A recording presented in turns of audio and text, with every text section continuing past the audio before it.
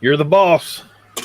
Good morning, good afternoon, and good evening, ladies and gentlemen, and welcome to another edition of The Nightmare Hunter. And the glorious Nightmare Hunters are here. Right over there is Josh.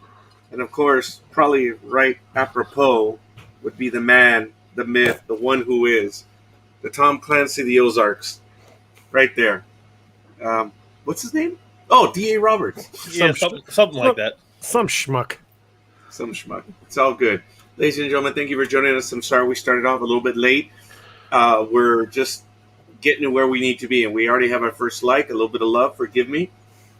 Little bubblies coming out right now. Forgive me. Oh, boy. I'm really feeling it right now. And, folks, I'm not even on anything of the spirits. But as far as narcotics, if I were pulled over, I'd be in trouble. But that's neither here nor there.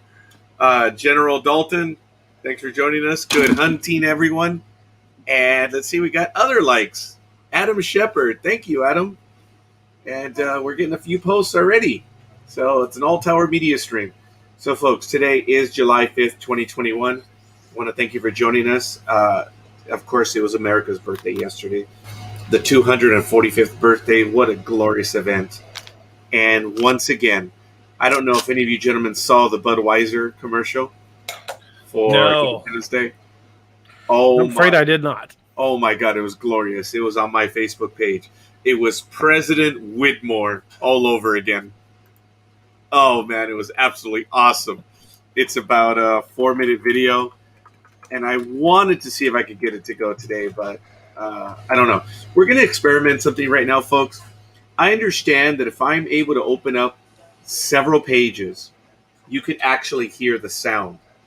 So I want to see if it's going to work. And we're going to give it a shot. So I'm going to need the audience help right now. We're going to do a split screen, but we're going to play that commercial. It's the Budweiser Independence Day commercial. It is absolutely awesome. It's only 2 minutes, 13 seconds. And we're going to start it right now. And I want everyone to enjoy it. We're going to do the split screen. And hopefully you can hear it. And I want to know my co-hosts if they're able to hear it. So, ladies and gentlemen, God bless America.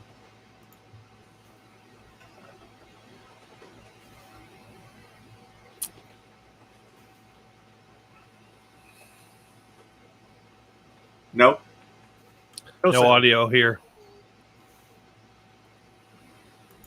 DA, were you able to hear the audio? No, sir. Okay.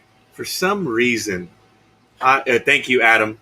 He can't hear anything either. But anyway, folks, if you get a chance, I'm going to put this one in the chat room. You guys got to check it out. And Patty, thank you, my cousin. Wow, everyone is joining us right now. So it's on my Facebook page. You have to check it out. Gentlemen, go ahead. If you give me just a moment, I can grab it for you, and we can run it on here. Then you should do that, please. That's super secret files right there. I got to close that. Uh-oh. No, it's actually from OneNote where I do quite a bit of stuff. So, Josh, if you could do that, that would be absolutely awesome. My God, the likes are already going up. General, Adam Shepard, Cindy Jean-Pierre, Patty Figueroa Gonzalez, the Noriega family member, my tocayo, Roger Peacock, Thomas Whitney, and, of course, my sibling, Luis Noriega. We're already up to 7 posts, or 7 likes. We appreciate you. We love you. I got to come up with a page so I can keep track of this stuff. Thank you, everybody. Yes. Heck yeah. Definitely. It's July 5th. And we're going to be talking about a lot of stuff. Ooh, I just got a private chat. Awesome. I got a message from D.A. Roberts. And knowing how I feel as I do, you got to be careful what you put in the private chat. I might read it out loud. Oh, there it is. TheNightmareHunter.com. So, folks, obviously we're going to get back to doing what we were doing. There were some things that I wanted to talk about today, but since Aurelio is not here yet, I was kind of hoping to talk about some cryptids over in the Philippines. But we're going to just do a general talk because I don't know if you gentlemen saw it yesterday, but in Idaho for the 4th of July, a meteor exploded similar to what happened in Russia. Did you gentlemen see that one? Tunguska? No. Not quite that big. Not quite that big, but it happened last night, and a lot of people Really? Yeah, it was yesterday on YouTube. It was reported widely, and it was an immense flash. So for us older guys, we love the jokes. I got flashed. That's the closest I'm going to get. Exactly. Patty says, cheers with an 805 gentleman. Absolutely awesome. So, yes, cheers. I haven't served my drink yet. Salanjama. I got my water. I'm going to have to stick with the... oh, this is pulling on me today. Because I'm just not feeling it right now. Landon Forbes says the Philippines have some free... Yes, they do. They do indeed. So I want to ask you for forgiveness. I'm pouring my ginger ale. Gentlemen, I have not tasted Coke soda, I have to clarify that, since at least June 7th. Really? Yeah. I have to. I was told the caffeine is doing... And ladies and gentlemen, I've crossed the 233 barrier. Nice. I got to 232.8 yesterday. Nice. Congrats. The weight loss is accelerating, and maybe in ways that I probably don't want it to. But Josh, were you able to get it right now? Yep, it's it's up right for you in the videos. Oh, it's in the videos? Yeah. God, it's the only way you're going to be able to hear it. I have to hire you on, dude. That would be great. Let me tell you what my working rate is. Yeah, we'll get to that later. All right, ladies and gentlemen, please enjoy this. And since you gentlemen haven't seen it, folks, if you enjoyed Independence Day, this video brought a tear to my eye. Please enjoy. It is so awesome. Good afternoon. In less than a week, we hope to fire up our grills and launch one of the biggest 4th of July celebrations in the history of the United States. The United States. Those words have new meaning for us all today. And whether you drive a pickup or a hybrid, you live in the heartland or on the coast, or whether you pronounce it America or Murica, we're all Americans. Seldom on the same page, but reading from the same book. On holidays, anyway. Perhaps it's fate that this 4th of July, we gotta once again come together to lend a hand to those less fortunate whose fate still lies in the balance. We're fighting for freedom for all, not from alien invaders. From separation. From being cooped up while baking bread and ignoring basic hygiene. The time has come for us to get fresh, gather the crew, and eat veggie and meat burgers till we sweat. And then let's work together towards a future where everyone can come to the party. And should we win the day, the 4th of July will no longer be known as an American holiday, but as the day when the world declared in one voice, we will not go quietly into the night. We will fill the sky with so much light and freedom, this thing will rue the day it ever messed with us. Together, we celebrate our Independence Day.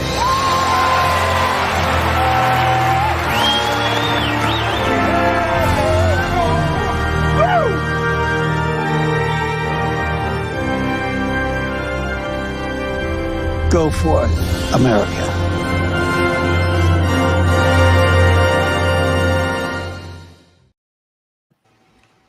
That was quite commercial. Shit. Thanks, Budweiser, for making me cry. I can't hide it. I'm unable to hide it. I'm weeping like a small child right now. I mean, if a celebrity is going to be president, it needs to be that one. It needs to be that one. Oh man! I know it's a commercial. Yeah, I know it's beer. Oh my God, Josh, you and I both, buddy. I'm not kidding. I am literally. I teared up during that commercial, folks. Yeah. Wow. Got audio. Thank you, Ron. I want to give shout outs to everyone, folks. I'm sorry I did that, but folks, we all have differences. We will never be on the same page, but we are Americans. And that is our continued struggle every day. That we are Americans and we will always and forever be Americans. And whether it be the right or the left or flat out down the middle, it does not matter, ladies and gentlemen. It is who we are. But when we do not listen, that is when we've lost. And let it be President Whitmore that would get our attention and remind us who and what we are. Can you imagine? And you guys know what he was talking about. He was talking about that blasted, dreaded COVID. Yeah. And, out of all the messages of unity that we've had since all this has started, that was probably the best one. By far. Yes. Yes. InBev. Very good. InBev, a French-owned company, Anheuser-Busch, putting out a patriotic commercial. Bus Coca-Cola. I'm sorry I went emotional on everyone, but let me tell you, the big dog sent it to me earlier in the week, and I missed it. And then I happened to see it on YouTube, and I lost my mind. I was watching it, I recognized him, and I paused it. I put the volume up. I said, what is this? And oh my goodness, it was beautiful. I dare people to ignore that commercial. Sorry, folks. I know, this is the Nightmare Hunter. But first and foremost, we are Americans. Yep. God bless America! So, it's all good. Anyway, folks. All right, we're going to get to it. I love the comments already. Thank you, cuz. God bless America. Thank you again for the audio. I don't know if I announced everyone. We've already gone up to 9 likes already. So, I want to thank Tim Grimes, Ron Foster, Luis Noriega, Thomas Whitney, Roger Peacock, Patty Figueroa Gonzalez, Sydney John Pierre, Adam Shepard, and I believe we also have Joshua Dalton. Let's see, 1, 2, 3, 4, 5, 6, 7, 8, 9. Yeah, I'm already losing. What is this malarkey? It's who we are. Yep. And we got another like right now already. WJ Lundy. Thank you, thank you, thank you.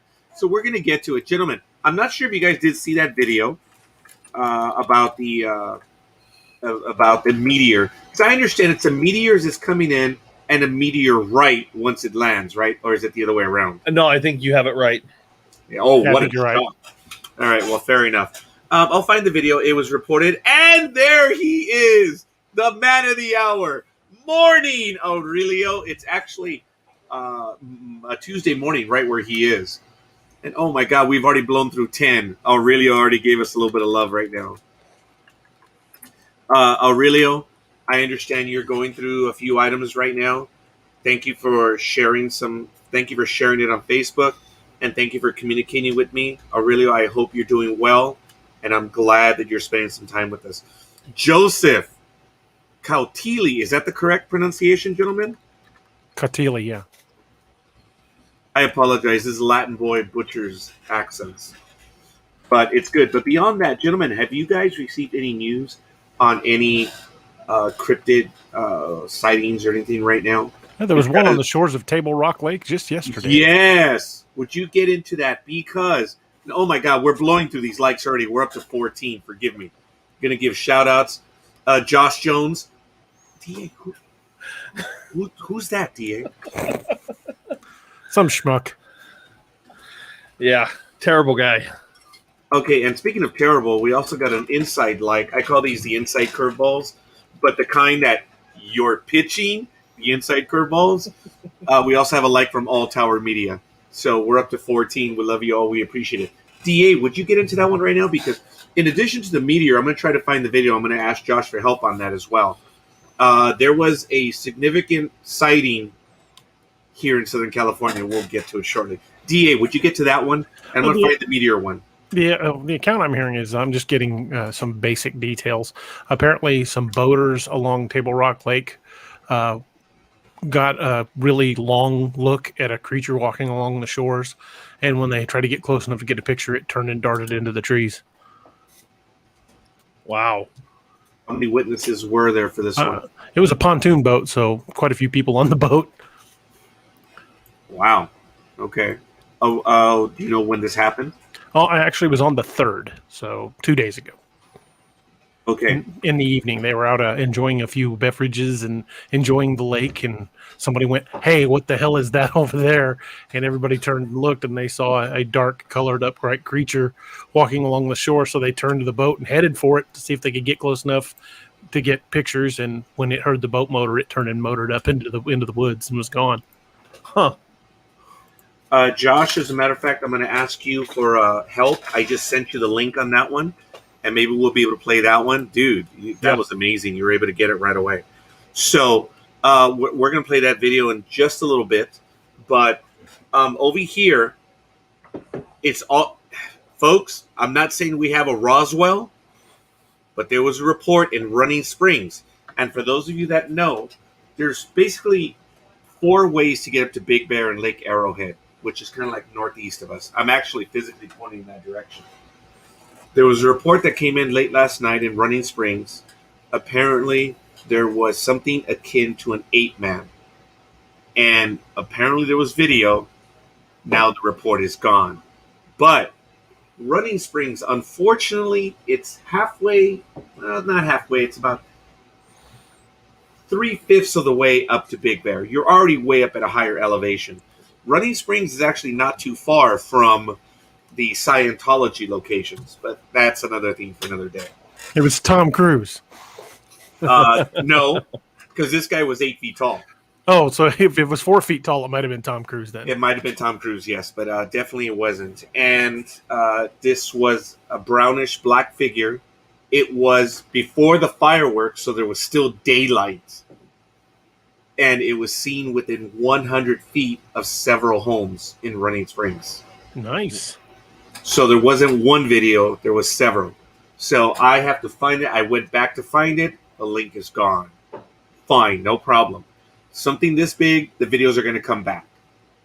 So I did a this quick is scary because I've Yeah. stayed in Running Springs. But go ahead, Josh. I'm sorry. No, I'm sorry. I mean, I cut you off. Never mind. This is old. I thought it was a new article. It came up in the recent search, but it's an older article, so never mind. What did you find of Running Springs or Big Bear? It wasn't either. I hit Running Springs Ape Man, and I got a skunk ape in Palm Beach. It says 5 days ago, but it actually was 2016. They're just recycling older news. Okay, my cousin's being funny. She's not level 6 Dianetics, which is absolutely awesome. But I think level 6 would still be somewhere near a rookie because you got to be super, super big. Aurelio says, my dad's been streaking again. Oh, 8 feet tall? Couldn't have been him. I like that one. But very quickly, Josh, were you able to get that one as well? That video? The Fireball video is uploading right now to the video section. I apologize. No, you're we're good. Going to get to that one right now. The Bearded Beast. Maybe it's the Bearded Beast. But that's our 15th like-our rating. Speaking of, Adam said if we have time to get to different cryptids, Adam Shepard, who didn't want his name associated with this, I'm going to throw him under the bus anyway. I love it. The Hantu Tetek, HANTUTETEK. Oh, were you hoping for DEA or I to bail you out on that one? Because I we don't went silent. know what that one is. We went silent. It's from Malaysia. Okay, if you could do me a solid, could you either take an image of that? Oh, I don't have my phone with me. I can type it in private. Yes, chat. if you could do that. Folks, we're going to go. This was a news report. It is not ours. It is from the local, I believe it's the local Channel 13. It might be a Fox affiliate in Idaho. Check it out. This happened last night. Check out the imagery, folks. It's crazy. All right, we're turning from stuff you asked us to stuff you showed us. Everything you're about to see in this next segment, sent to us, I should say, by you. Either text it to us or post it to our Idaho Weather Watchers Facebook page, which you can join simply by searching Idaho Weather Watchers on Facebook. Let's begin with Jordan, who sent us this video. And if you saw it happen, how many thought, oh, another firework? Or maybe you caught it out of the corner of your eye and thought, lightning? I don't know. Couldn't be a UFO, or could it? like the movie Independence Day, right? No, that was a fireball. You can see a close-up here. A meteor streaking across the Idaho sky Saturday night. Jordan saw this from Eagle, but it was obviously visible from a whole lot of other places. 31 people from all across the Northwest reported seeing the same thing, according to the American Meteor Society. Those 31 reports span across 6 states: Idaho, Montana, Oregon, Washington, Utah, and Wyoming. 24 of those 31 came from Idaho, by the way. Full disclosure, I saw it too, but didn't bother to report it. So maybe the unofficial count is 30. I mean, I'm a news reporter. I saw it too, but I said that I don't care. I do apologize, folks. I did say it was yesterday, but no, he did say it was Saturday night. So I did get that wrong. I apologize. That was awesome. Isn't it crazy? It's not anywhere close to what happened over in Tunguska and I believe Chebylinsk in 2011. I think it was. It's actually been a little while, or maybe 2013, 2014. I don't know. But the one in Chebylinsk was impressive. I got to tell you, there's a lot of activity going on right now. And I want to give a shout out to Eric Ogle. Thank you for joining us. So we are well up to 16, folks. Forgive me, I do need to take a sip of my ginger ale. Canada Dry, no less. Oh, all right. Josh, you found it already as we were looking it up. No wonder Adam's interested. I find that absolutely hilarious, yes. What does that mean, Tim? Bolide class object right there. I'm sure he'll take the time to explain it to us. But right now, folks, Hantu Tetek, which is the breast ghost. Oh, that's mean. For someone who was deprived that when he was a child, this is not fair. Gross. It's not good. It's from Malaysian folklore, and some sources claim this to be a type of Balinese witch. DA, did you by chance get that link? Or I'm gonna, you know what? I'm gonna see if I can get the link right here, and we're gonna post it in the chat room so you guys can follow along. Oh, it's a big meteor. Yes, I get that. I apologize, Tim. I've just posted the link.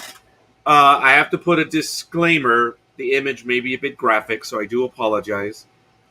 But it is from Malaysian folklore, and some sources claim this to be a type of Balinese witch. Sorry, we are repetitive and redundant. I put a hand-drawn picture in the pictures. It's up to you guys if you want to show it or not. It is go ahead. Hand-drawn. Yes, so go ahead. Technically, it avoids, nudity things. Yeah. That does not look friendly. No, and No, other images show multiple breasts on it, which makes it even more terrifying. On the link, it does show, and that's why I have not gone to it. Folks, as you know, when we talk about the cryptids here, we usually go to the website. I'm not going to do it here. But it's described as a woman with large breasts. Various sources claim that the breasts are on its back. Most powerful during evening twilight, it preys on children, suffocating them to death by pressing them into her breasts. That's messed up, man. But Aurelia does beat us to it. Says I could think of a worse way to die.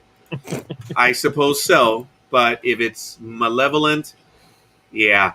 There are other images on the internet regarding this. And I'm not going to go to the webpage because whereas it does have images of it, there are other graphic images that have nothing to do with it right now. But it is what it is. And thank you, Adam. Were you uncovered this, Adam? Did you? All I was messaged was, if you have time, check this out. And I go, we'll post it. He goes, I don't want to be associated with that. And I said, well, hold my beer. You're going to be associated with it. I'm pretty certain we're not going to see that in an upcoming episode of Scooby-Doo. Probably not. No, we're not. There is a lot of imagery. There are no photos. There's no video. A lot of it is hand-painted. There are images on the website that almost make it look like a Scooby-Doo image, though. And some of it just looks bad. So I'm glad we posted what we did.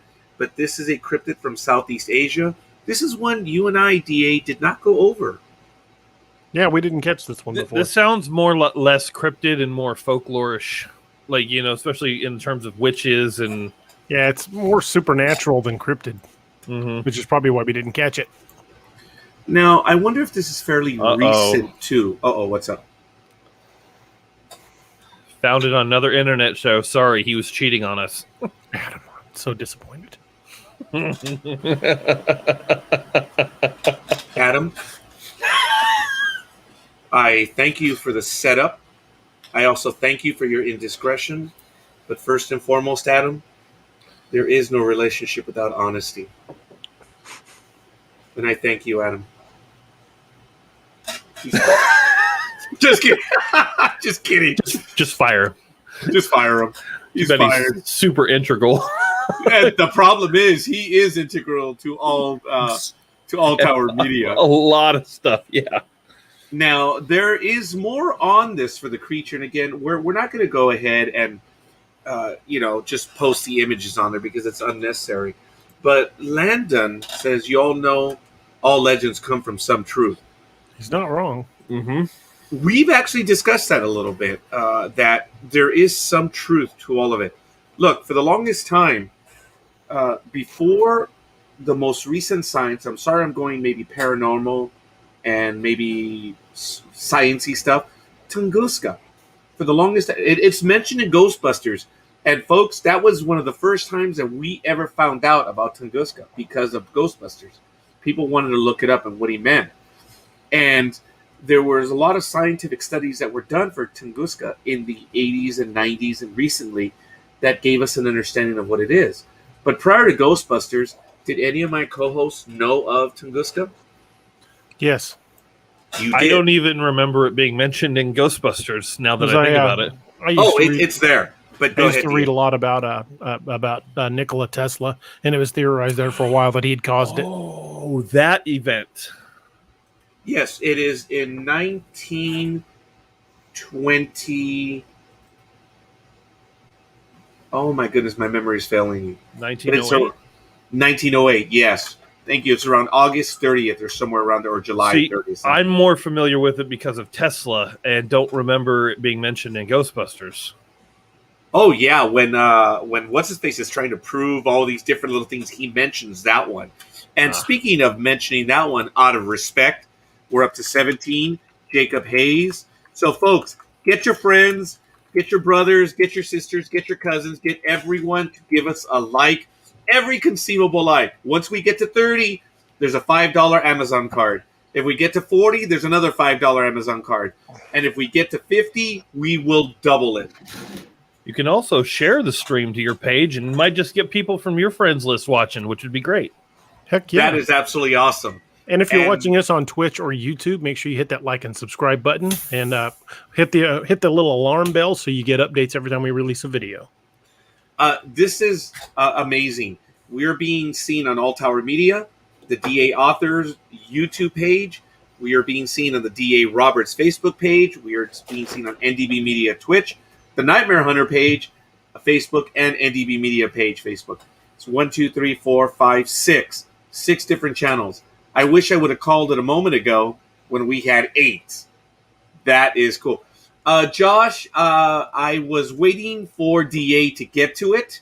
It's not that I noticed it or not, but I'm waiting. Yes, YouTuber. Thank you, Landon. So those that are on YouTube are able to comment. Mm-hmm. And it means a great deal to us, folks. If you can hit the like and subscribe. Once we get to 100 followers on YouTube, we're able to manipulate the title, the name of the YouTube channel. Right now, it's youtube.com/user/13456 Tunguska 19 whatever. That's our location. If we can get to 100 subscribers, we get to name it whatever we want. Sorry. All right, I used a lot of energy on that one, folks. You got to bail me out, man. We are on Tunguska right now. What do you know of it, Josh? What are your opinions of it? And there it is. Thank you, Prima. Thank you, thank you, thank you. Where's your cut? We got to get to 30. And, folks, I don't know if you did see it yesterday, but we did a July 4th special about Ancestry.com. I did my Ancestry DNA. This is the empty box now. So this is like the Star Wars campaign for the action figures. This is the empty box campaign. I did it live. I spit into the cup. I disgusted everyone. And yeah. When you get your results back. Mail. Well, I've got to mail it tomorrow because the post office, for some stupid reason, was closed today. It's almost like there was a holiday on a weekend. Really? What happened? I don't know. Some annual thing has Did been you going not on watch for the a while. commercial? Did you not watch the commercial? I was waiting for that. And Josh, I want to thank you for uploading the commercial again. Mhm. We're going to keep this one, folks, because the commercial runs for 2 minutes. So when we need a breather, that's going to be our commercial. There you go. That will be. When we need a 2-minute break, that's it. I've been wanting to upload stuff.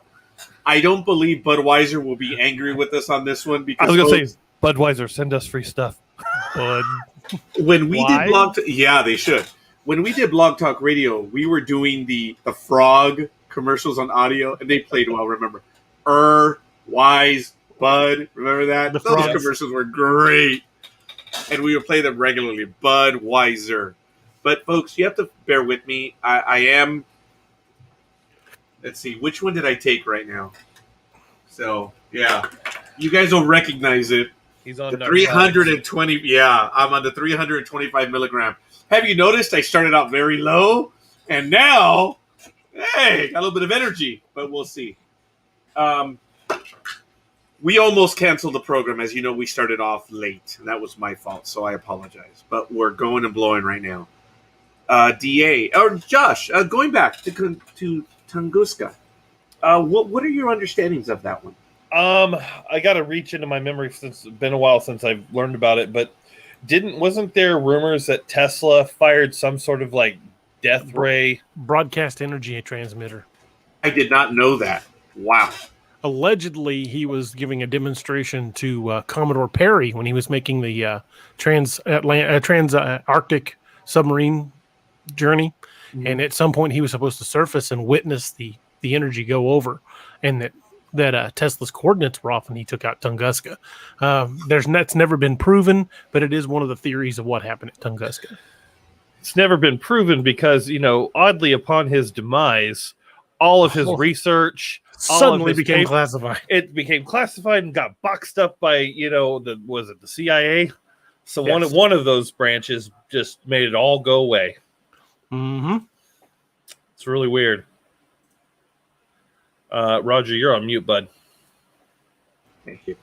I apologize. Whenever I cough, I have to mute myself. Otherwise, I'm going to drown everyone else. Thank you, Josh, for that. So my vision has gone because I couldn't see the mute button. I just started talking. Anyway. Okay, calm down. Calm down. The Tunguska event, I put a link in the chat room right there. So if you guys want to check it out, I would just recommend you copy and paste it. But evening Rondo. Too bad it wasn't Rondo. But anyway, the Tunguska event, as per Wikipedia, was a massive explosion that occurred near the Podkamenya Tunguska River in Yetsensk Governorate, now the Krasnoyarsk Krai in Russia, on the morning of June 30th. So I was wrong. I said August, maybe July. June 30th, 1908. The explosion over the sparsely populated eastern Siberian taiga flattened an estimated 80 million trees over an area of 2,150 kilometers squared, or for those of us that are in the Western world or America, 830 square miles of forest. And eyewitness reports suggest at least 3 people may have died in the event. The explosion is generally attributed to the airburst. Now here's where the difference is. Of a stony meteoroid about 100 meters or 330 feet in size. Now, in the United States of America, if I'm not mistaken, it's Russia. Prima Russia. Russian. It was a meteor. But I believe Russian scientists have said it's a comet that blew up. Oh, wow. So when the comet blew up, that's why they've not been able to find anything of it. Whereas in America, we believe it's a meteor. And it's kind of like, going over to someone's house and sniffing the air and saying, "This smells like dog poo." And the owners are like, "No, it's cat poo, you idiots." Get out of here. You're visiting. What do you know? It's kind of akin to that. Sorry. I didn't mean to be so graphic in that, but I think you guys... But wouldn't that have actually put a crater, not just wiped out the trees? Is there a massive crater there? No, but right. We know where it happened right. based on where the pattern of the trees falling. Now, if you follow that link to it on Wikipedia, or even just do a search, there are quite a few images. So you can actually determine where it did fall. There is no meteor because it's all boggy, peaty type stuff. They've never been able to find it. But there is an area understood of where it could be, but it's never been found. Now, there's lots of images. I'm going to go to this page right here. I'm going to post it in the chat room, which is what I'm looking at. So I'm going to switch to that view again, folks, and check it out. These are some of the images from it, and we can tell by the pattern. Check that out, guys. Now, these pictures were taken, if I'm not mistaken, in the 20s and 30s, because it took them a long time to get out there. But everything was chewed up for 800 miles across. And the trees were all laid out like matchsticks in a single direction from a point. From the center point, they were all laid out in a straight line from that point. So we are able to tell roughly where it hits. And it's disconcerting. I believe this is... So I know it looks like it's solid earth in those images, but if you look carefully, you geohounds, you can tell it is swampy and spongy land. And they've tried, and they have not been able to find it. But yes, this did happen when they went out there to interview people. Check it out, man. It's just crazy. Now, this one, I don't know what this one is. I don't know if this is related to Tunguska. That might be what it looks like today. No, it's actually, I've got it pulled up on Google Earth right now. Oh, please. I can screen cap the image, or I could just share my screen if you want. Yes, sir, please. Patty says, wow. I know, she found out I spoke Russian. Napovich! That's from Red Storm Rising. Supposedly, this is the area here. Yes.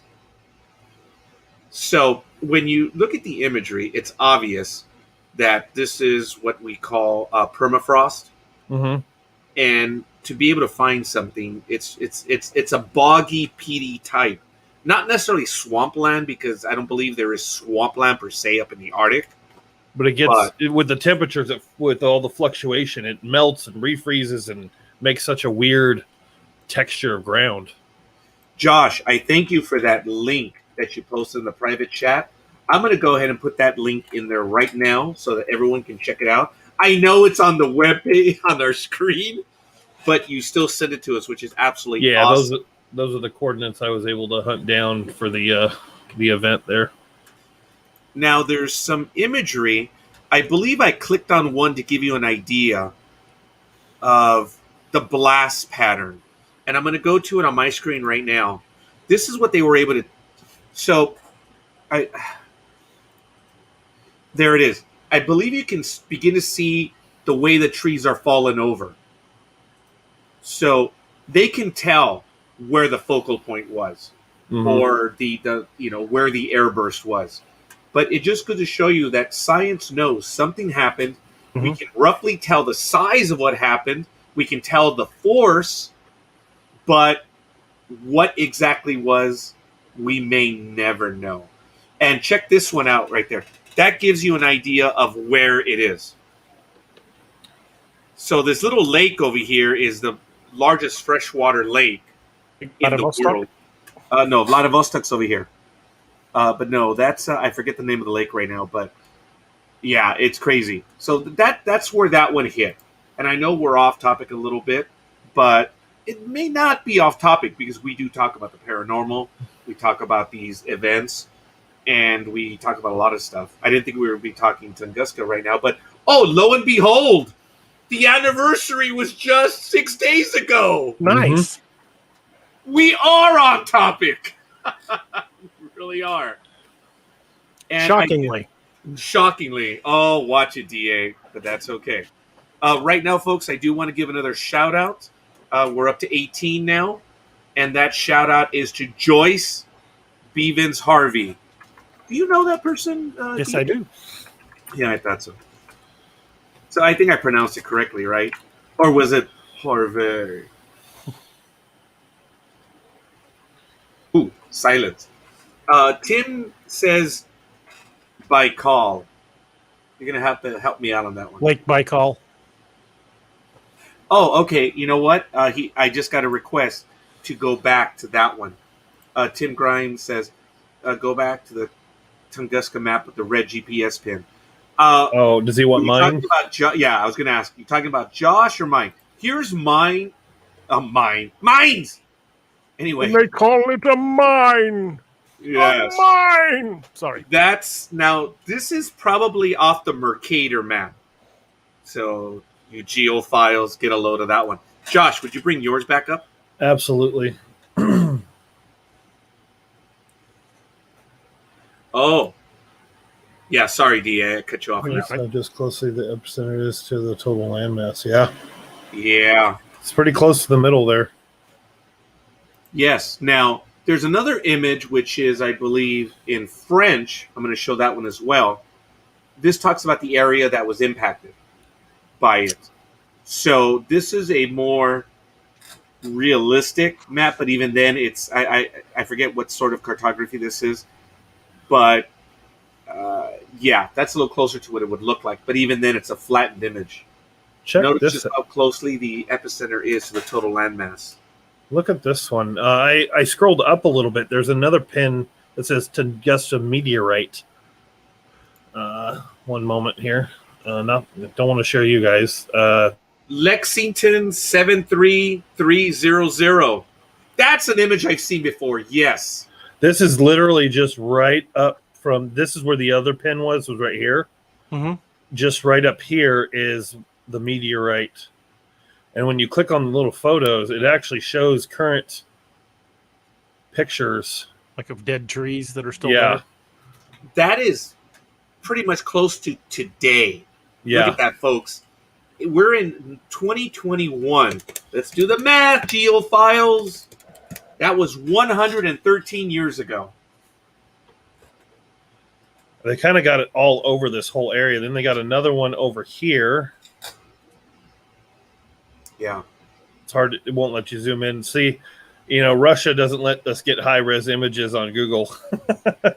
What is that? I mean, it's not like they're hiding any mobile missile sites or anything.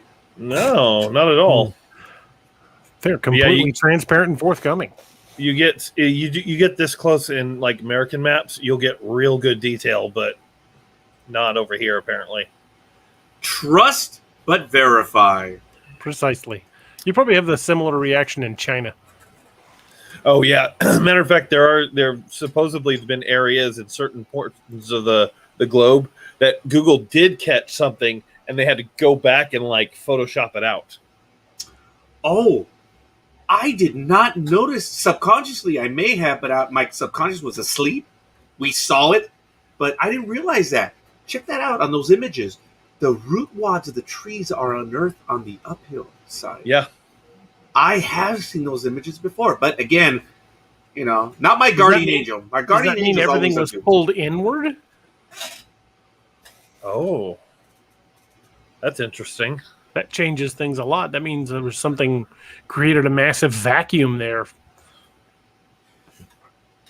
Well, we know it from was a physics, portal. Uh-huh. I mean, depending on what Tesla is doing, who Pressure knows? wave. Yes, a pressure wave. But we've noticed, if you've seen those images from the Pacific, Operation Bikini, yes, I can't get out of the gutter, Operation Bikini, when they were exploding testing the atomic weapons, remember, when it goes off, you see the flash, then the air, Right. but when you look at the mushroom cloud, it takes everything up. Mm-hmm. So for that to happen to the trees, I could see that. And But see, that's on the surface. Right. I was looking at a document that tried to recreate a lot of the not recreate, but it went through a lot of the details. They had profiles of like nuclear energy, non-nuclear energy, and then they had the Tunguska site that had a completely different type of radiation. Very strange. It was in the document that I just came across. Yes, folks, there is quite a bit of it, and Weird. we could have spent 3-4 hours talking about this one, and maybe we'll return to it another. A lot day of material on the Tunguska event. I've spent some time looking at Tunguska. I didn't realize, folks, but last year when the movie Midway debuted, for me, I was like, this is my life.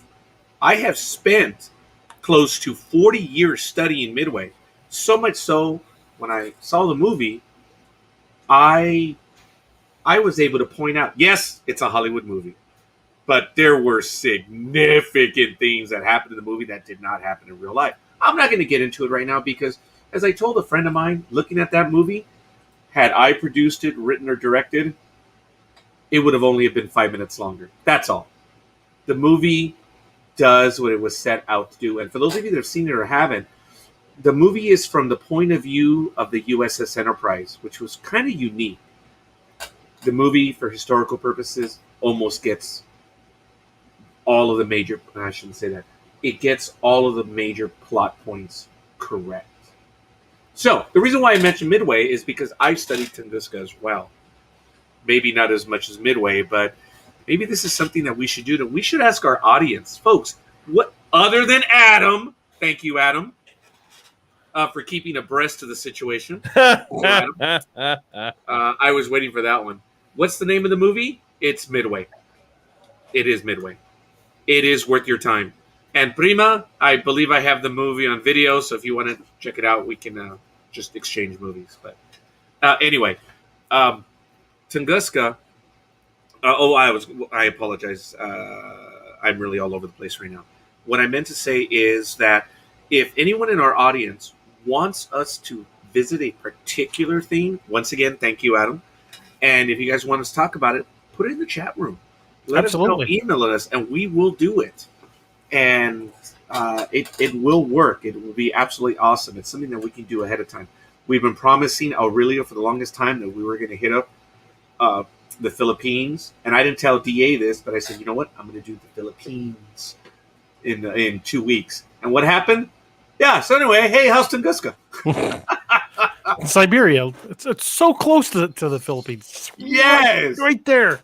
I tell ya! They're practically neighbors. Distance from Tunguska to the Dyatlov Pass. I'm working on it now. Yeah, I'm going to... It's a ways. Yeah, I figured it was. If you want to take a look at this map, which I'll go back to it right now, I don't know if you can see the pointer. There's Tunguska. These are the Ural Mountains. So yeah, it's over roughly around over here. Moscow's over here, folks.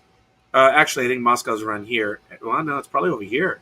And there's Leningrad. Oh, I mean, St. Petersburg. So it is. These are the Ural Mountains. I have the exact distance as a bird flies. It's actually 2,226.74 kilometers, or 1,383.63 miles. It's a long way. Yeah, That is just right around the corner. That's 1/3 of the way from the United States. From LA to New York. That's crazy. Yeah, And that's not even. They're slightly in different neighborhoods. Little bit. Yeah, that is fun. That is good. So, DA, on the topic that you were telling us of the sighting for yours, was that all the information? That's all I've gathered so far. Okay. I read the account, and it was just a brief account, but I'm trying to run the source down to see if I can get in contact with the people that saw it. Now, for mine, the one that happened in Running Springs, I'm going to have to do some additional work on it because the videos were obviously a tad jittery, but they did a good job of keeping it stable as best they could. And I have to admit, it wasn't bad. And you do see movement, unlike my video, where I'm just frightened on the other side of the road, wanting to throw rocks at something I couldn't even see anyway. And I was doing my best to keep that camera steady. Yes, and you were. He says, no, there was way too much movement. I'm like, you know what? You Anyway, we're still trying to isolate a couple of frames where the head turns and nothing else in the frame is moving. Stop it! I thought that, for lack of a better word, I thought that issue was dead already. No, there is something in the video. 100%. Okay, folks. We are redundant and repetitive, so what the hell? For those of you that have not seen the video, you're going to see it right now. I believe I do have it right here. Folks, this is what we're talking about. This one happened, I believe, in November. I was on my way down from Big Bear. I was taking Highway 38, the backside, and I'm still somewhere in the 7,000 foot level. I heard it. I stopped. I didn't see anything, but Josh, the man of the hour, saw it. Here we go.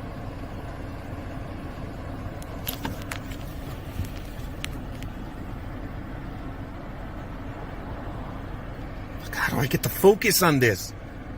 You gotta move in.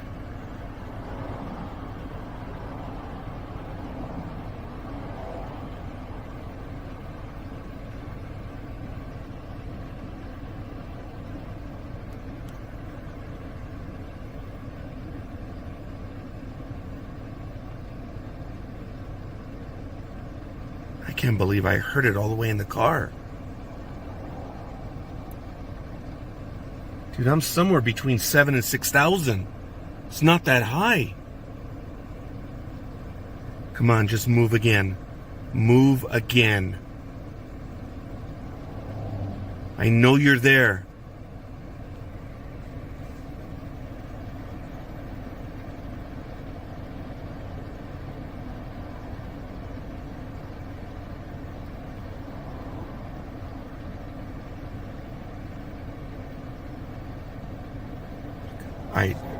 I don't know what the hell it was.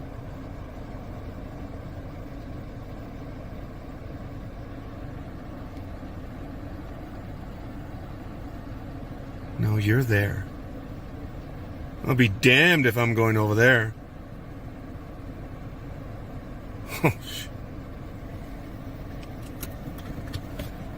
Yeah. Yeah, I'm done. I love it. That was the only real moment for me when I was actually thinking of crossing the street. Now, it's Highway 38.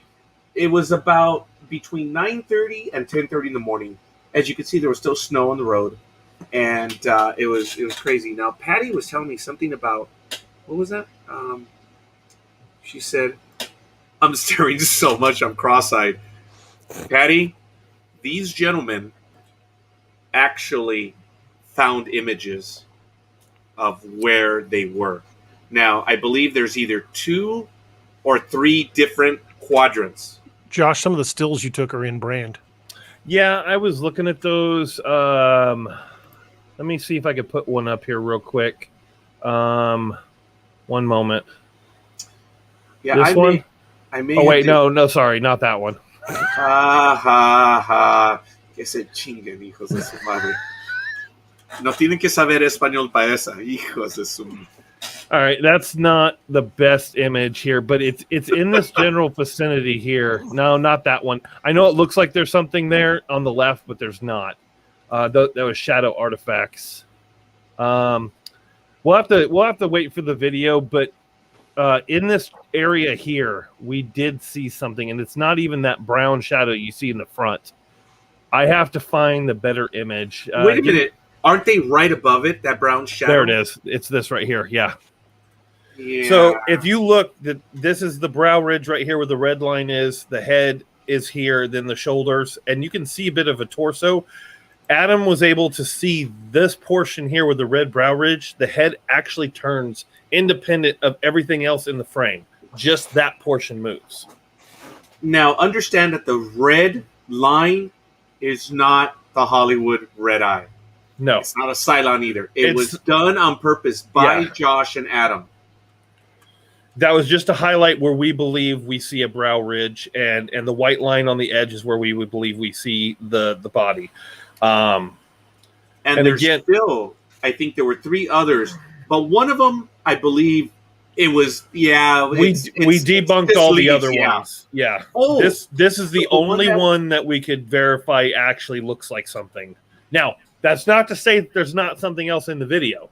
This is the only one where we were able to say definitively we feel like there's something there. The rest are. Okay, now here's a funny thing, folks. Forgive me, Josh, for going off topic. Patty, I was talking about taking a road trip, and you on Facebook said, take me. So stop it. You wanted to go. So Rando is saying that I experienced an encounter as a kid with canine-like creature. Ooh. Okay, so Nice. We want to hear about that. yes, we do. If Now- you would like to come on the show, we'd love to have you. If not, contact us through email, and we can tell your story on the air if you'd rather remain anonymous. But if you'd like to come on the show, we would love to have you. We are up to 19 likes. Tony Konopka, thank you. Folks, we're getting close. First of all, folks, I do want to say something, though, and this is way, way off topic. I am stunned by everyone spending time with us, first and foremost. And your comments, the interaction that we have, and the likes and the loves. I love it. Thank you. I know some of my co-hosts are a little unhappy about it, but I know there was a comment about, damn it, he just gets the likes as if nothing.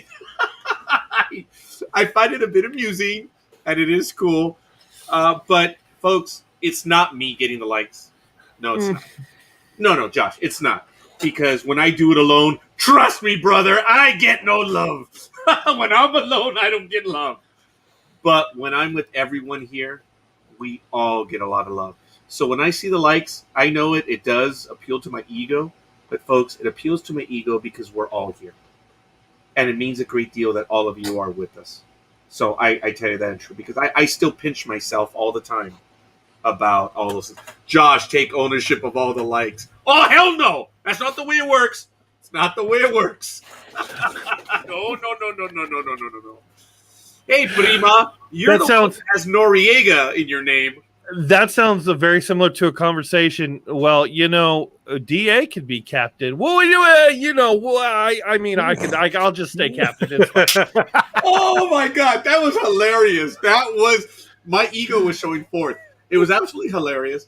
Where Josh was handing out roles, and he mentioned about me being captain, and I was like, oh no, I don't. And then I was like, well, DA, you were like, well, yeah, I'm totally okay with it.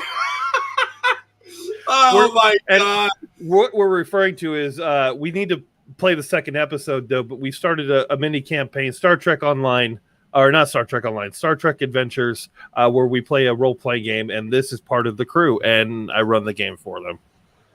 And, just so people know what we're talking about. We are looking forward to doing another one real quick. DA, this gives us a perfect moment. Why don't you show off the email, show off the website? There it is, thenightmarehunter.com.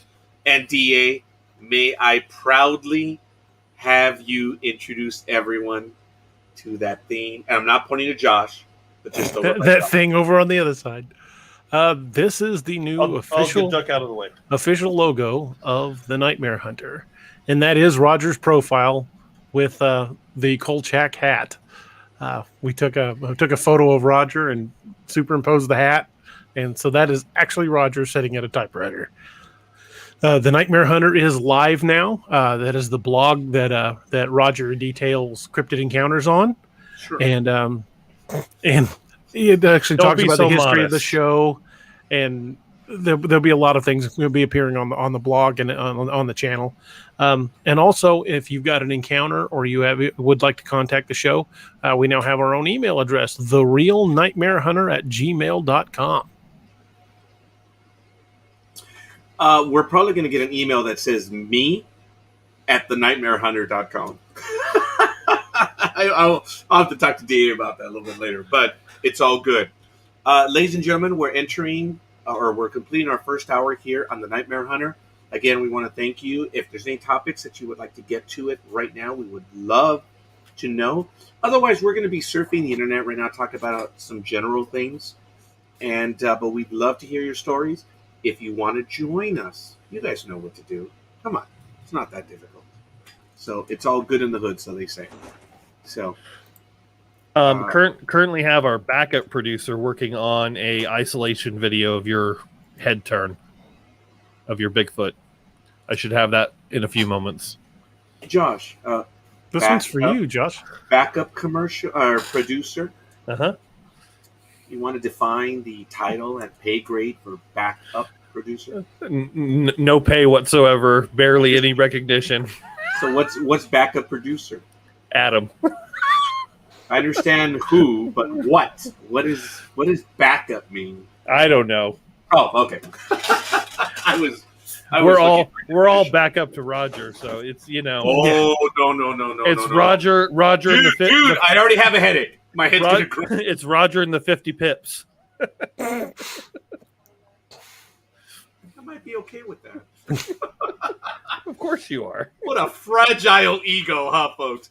We're up to 20, ladies and gentlemen. Want to get a little bit of love? Let's see who it is. Mr. Miller, Asusan. I know, I just stole something from Sports Talk with the Guys. I don't know where the hell that came from. Asusan. But that's part of Sports Talk with the Guys. Oh my God, Greg, I'll get with everybody. I'll get with the crew, and we'll pick a date probably in the next 2 weeks at the longest. I know everybody wants to play. Oh, I love that modesty. He tells me to do stuff, and sometimes I listen. I said, "Hey, do you have time to do this for me?" I did not tell him to do it. Oh no, that's absolutely awesome. Hey, so guys, not that I want to circle back to Tunguska, but you guys were talking about, I guess we just did. What is the whole thing that Tesla did this allegedly? There was a theory floating around that Nikola Tesla had created what he called the broadcast energy transmitter to distribute free electricity throughout the world. But when the government found out about it, they realized it could be used as a pretty devastating weapon, and he was supposed to demonstrate it for Commodore Perry, who was at the time making his trans-Arctic crossing in a submarine. And he was supposed to surface at a certain point, and he was going to demonstrate the power of the broadcast energy transmitter. And his targeting was off, and he struck Tunguska. That is one theory, although I don't know if that actually has been borne out over the years. Now, there is a website on this right now, and that's the reason why I kind of circled back to it, and I'm posting it in the chat room right now. Of course, here it is. The mysterious explosion may be linked to Tesla's experiments of wireless transmission. Wow. That's crazy. And the article is there. Oh, it didn't post on some of the websites. I don't know why. So I do apologize. But if DA would be so kind and put it up on the screen, that would be great. What's that? What were you wanting me to put up? Sorry, I was looking for something. The link that I just posted right now on the Matrix disclosure. Because I know when DA and I are playing around with the comments in the chat room, we're always, we click at the same time, which is kind of funny. So you guys can look into that one right now. They're talking about what basically happened. Supposedly, Josh, I'm sorry. I said supposedly his wireless power theory would have worked really well, from what I understand. The thing that fascinates me behind Tesla is, a lot of it supposedly had to do with Edison, who didn't create diddly crap. His interns did, and he took credit for it. Yeah, he was a dick. Not super smart either. He was smart enough to pay people to make stuff and then put his name on it. Yes. Dude, I believe in Santa Claus. You just ruined it for me. Yeah, I own Edison stock, dude, because of that. I mean, doesn't make it bad stock. It just damn it! It just went down. I just looked on the exchange. It's no different than owning stock from Disney. You still own a company, stocks at a company that's an asshole. Slammed Disney. You slammed Tesla. Well, Walt Disney was supposedly super racist and kind of a jerk. So Sure. Actually, my brother, who worked at Disneyland, who's now retired, he'll tell you why they point with 3 fingers. So I'm going to save it. Hopefully, my brother is still Middle watching. one would be too obvious. I'm sorry? So, because the middle finger would be too obvious. Well, I always say reading between the lines, but what do I know? I understand that in some cultures, pointing is rude. And that's why they didn't use 1 finger. And then because he smoked, they said probably wouldn't be appropriate. So when they direct people, when they direct people, I'm just like, I'm paying. I'm going where I want. So, but anyway. you're not my dad. I'll find the bathrooms on my own. I'm waiting for Disney security to show up so I could be accosted by a man with a mouse badge. I am waiting for that. At my hero, Gabriel Iglesias, did make that very clear to me. So, on the link, you guys can check it out and see where they're talking about this. Now, folks, what about the HARP facility up in Alaska? Allegedly, that's shut down now. Allegedly. Gee, DA, what is that facility that we're talking about that is still blacked out on Google? Mm-hmm. It's supposedly a facility that was used to control weather, among other things. High frequency active auroral research program. And I mean, it kind of gives the name away. I mean, the purpose in the name. I put a link in there where you can go to the University of Alaska Fairbanks. Apparently, it's on their website, as Josh said. The High Frequency Active Auroral Research Program, or HARP, is a scientific endeavor aimed at studying the properties and behavior of the ionosphere. The ionosphere stretches roughly 50 to 400 miles above the Earth's surface, right at the edge of space, along with the neutral upper atmosphere. The ionosphere forms a boundary between Earth's lower atmosphere, where we live and breathe, and the vacuum of space. Did you guys see the movie Jimmy Neutron? The movie? No. Oh, we're the kids in America? You didn't see the movie in 2001? Oh, my goodness. Okay, I've never seen a single thing of Jimmy Neutron other than knowing it exists. Okay, so anyway. Jimmy's friend, as Jimmy is declaring as they're passing each level in the atmosphere, his buddy is saying, why does all of them end in fear? Atmosphere, ionosphere, lithosphere, all this stuff. That is kind of funny, and I remembered that when it said ionosphere.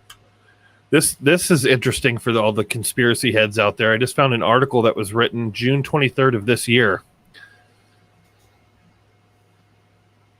What's the comment? What did why? What did I say and do? I don't even know. What were you even talking about, Adam? Did he just hear the beginning of the program? Where you threw him under the bus? No, he was well aware of that. I'm getting this for something completely different. Oh! Look at that! Look at that! Aurelio Rico Lopez. I bet you my tocayo has seen it. Come on, even this guy's seen Jimmy Neutron.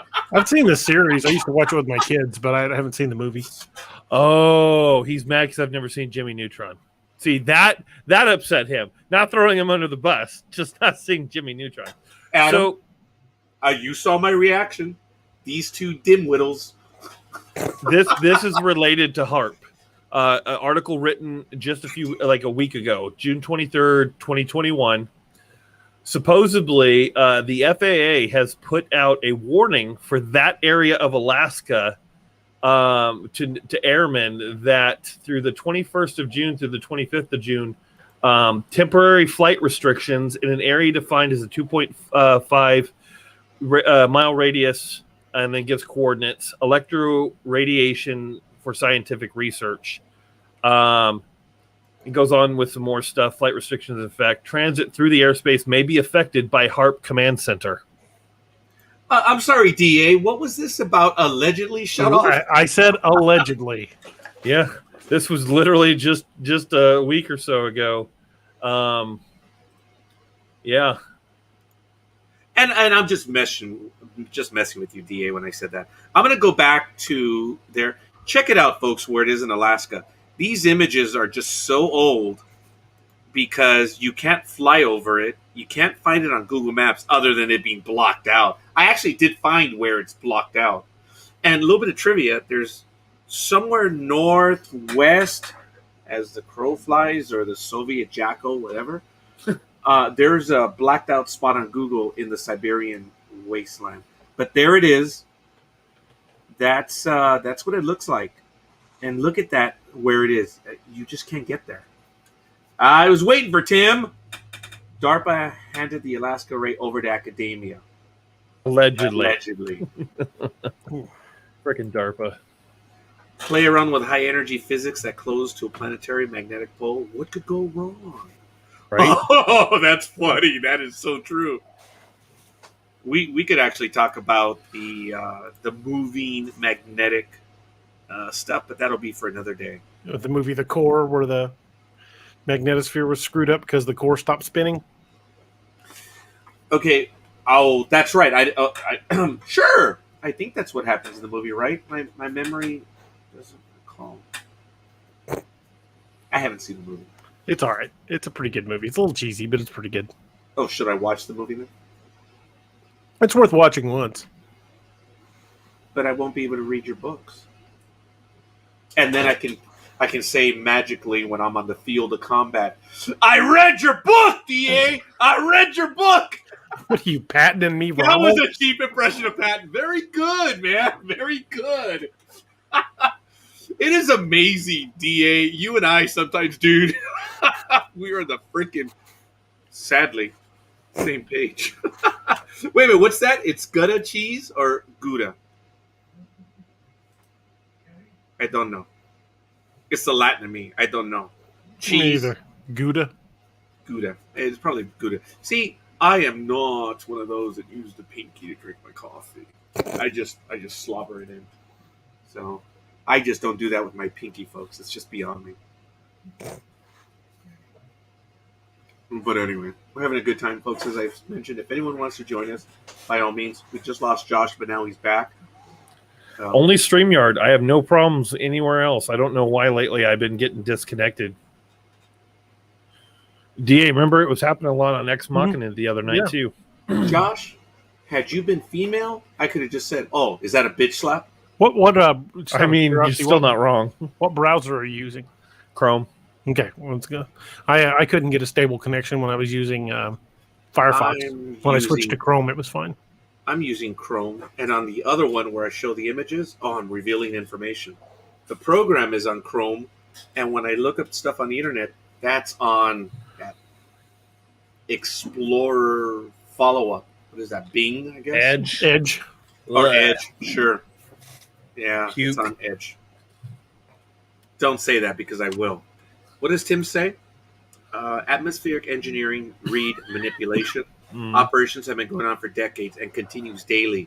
Look, if that were true, seriously, Tim, why the hell haven't we used that crap over on Russia? And if not China, and if not whoever is on our Because they probably have it too. It's just like nukes, you know. And every time you change the weather somewhere, you affect it everywhere, which could explain why we had a polar vortex in Texas last winter. I don't know. You mean in February? Yeah, or a freaking unnatural heat wave from Canada, you know, into the southern regions. Mm-hmm.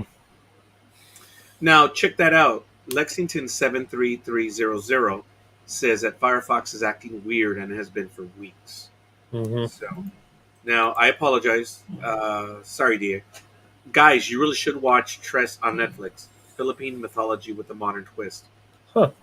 All right, we're going to have to check it out. Now, I will tell you this. Unless DA has a guest, I promise you, Aurelio, I did begin my research on Philippines. Dude, you guys have some crazy stuff. And not 1, 2, 3, 4 items either. You guys got a lot of stuff going on out there. In 2 weeks, folks, we are going to be visiting the islands of the Philippine Empire. And we're going to have it. Tim, I'm only kidding. So they do have it. Do you refer to what my co-host gloriously answered me back, but China, Russia, and all the other folks, they have it as well? Oh, I would say. So again, this is a situation of mad mutual assured destruction. Pretty much. I really don't, dude. That's funny. Well, there were a number of reportings from the California wildfires that said some of the burn damage looked like it had been caused by directed energy weapons. Do you mean what's going on right now? Well, earlier in the year, the wildfires. Okay, You're probably referring to the ones that like you had mass exodus from their homes. That was about a year and a half ago. It's right before COVID, wasn't it? Yeah, right before COVID. Well, it was 12 months ago. Was it 12 months ago? It was about the same time. It was right now.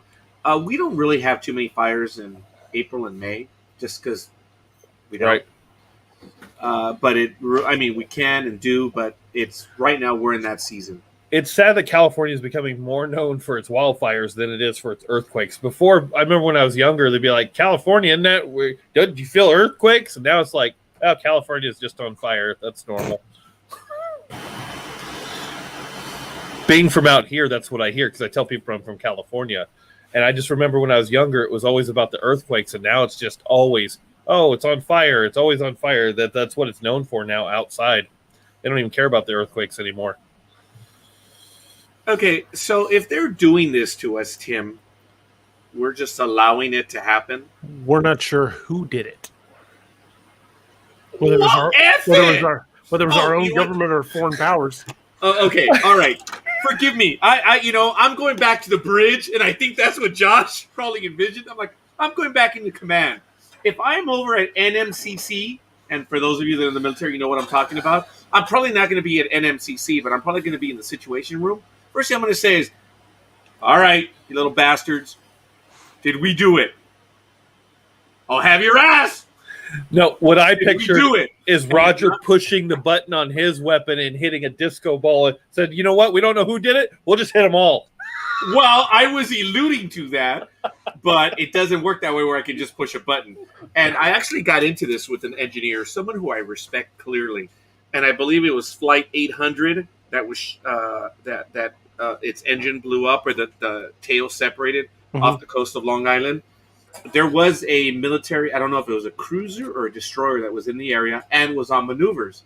And he so brashly said, oh, maybe it could have just been a situation of, oops.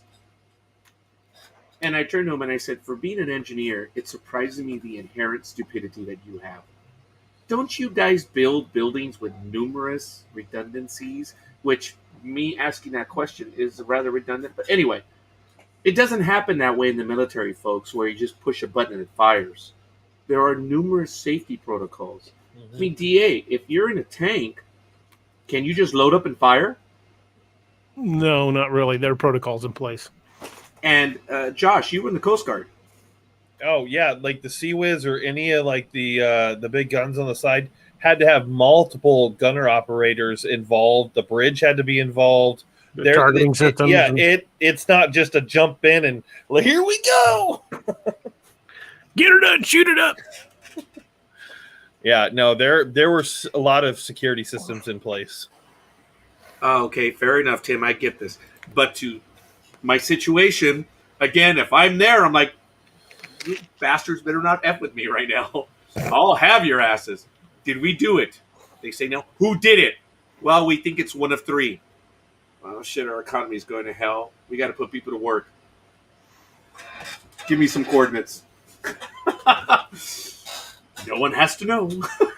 And we just take out their alleged sites. That's what you do. I'm not saying I am W and I want to take preemptive action, but if they have it and we know where it is, well, F it. Take it out. Might makes right. I mean, oh, here we go. Okay, all right. Starting to sound like a Klingon captain now. I live on the frontier, pal. I live in a colonial world that had to deal with pirates and had to deal with brigands. We had a big fat bastard that we called him Java just because we saw him in the cinema. Anyway, okay, I had a little bit of Star Trek in there. Kind of like when husbands buy stuff online, safety protocol is the wife's permission. Supposedly, there were trace amounts of residue on Flight 1800. They're not specifically saying what, but trace amounts of explosives.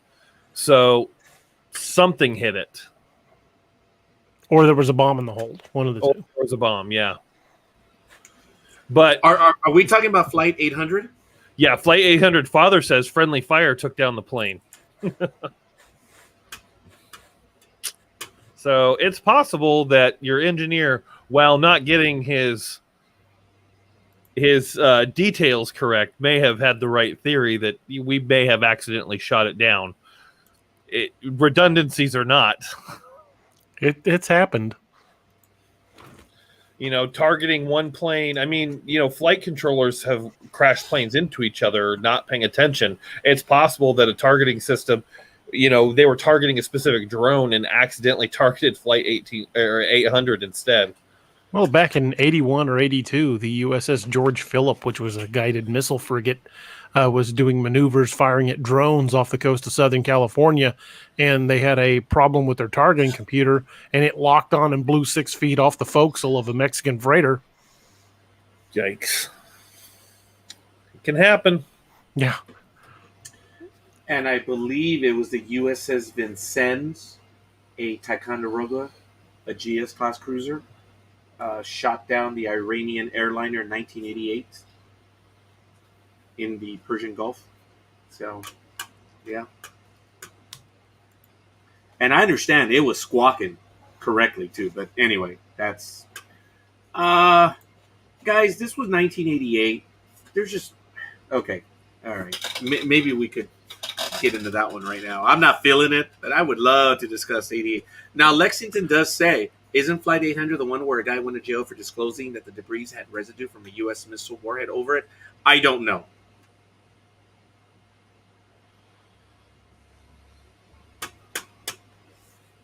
Okay. So, I don't know, Lexington, about that one. And, yeah. So, we're good. As I mentioned, we are well into our second hour now, folks. I know Josh would normally be working tonight, right, due to the holiday. I would normally be working, but since it fell on a weekend, we got a paid Monday off. That is awesome. Heck yeah.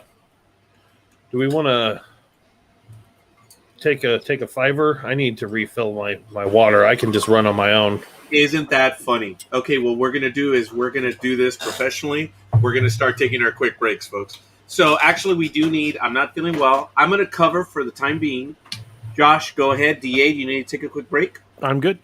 So if you want to take one, I'm fine. I think I need to get a quick refill. But Josh, I guess Josh and I will go. DA, not only do you have the bridge, but you have the con. So, Con! Sorry. Okay, you know what? You have the bridge. just don't let the ensign fly. I always would tell people, because they would mess around at work, they would say, to appeal to my ego, they'd leave the office, Roger, you have the con. I'm like, I swear to God, if I see an iceberg, I will turn. Anyway, because I always refer to our ship as the Titanic. But anyway, we will return shortly. Thank you. And DA, if you would, you have the bridge. All righty. Well, folks, appreciate you guys for sticking with us. We've had a really great show so far tonight. The boys are heading into tinfoil hat territory if we're going to continue with the missiles and everything else. But that's just part of it. I mean, we're looking for the truth in everything we can possibly find, and we're branching from just cryptids to UFOs and all other subjects that we can hit. And it's a part of the process of the Nightmare Hunter. The website now is up, thenightmarehunter.com. I hope you guys check that out. It's brand new. It's rebuilt, but that's a long story. But it's brand new now. And we now have the email contact where you can reach us. You can reach us at therealnightmarehunter@gmail.com, or you can reach me at DARoberts@DARoberts.net. And the Nightmare Hunter website will be featuring not only accounts that we've read on the air, but incidents that we find locally. Roger's personal blog on cryptids and encounters that he's had. So basically, we're looking at the blog version of what this show was intended to do, was to bring you all the cryptid information that we've been able to locate. We'll talk about sightings, legends. We'll do bios of some of the creatures. So look for a lot of activity on the Nightmare Hunter website, and when that should be, well, there's already a little bit up, so you guys check that out. It went really quiet all of a sudden. And I hope you guys check out and like our Nightmare Hunter logo. And that's courtesy of Adam Shepard. Adam did an amazing job on that. Josh roughed it out. And we're pretty happy with that design. That's also going to be part of the design that goes on the books. So we should be seeing that in a lot of the formats as well. It'll actually be on the website. It'll be on the books. It'll be pretty much in everything we do. Rando says, sorry, DA, just finished the email. No rush. Just whenever you want to get that to us. And we appreciate you sending that to us. If it's something you want to discuss on the air, we're happy to do that. If you want one of us to read the account on the air, we're happy to do that as well.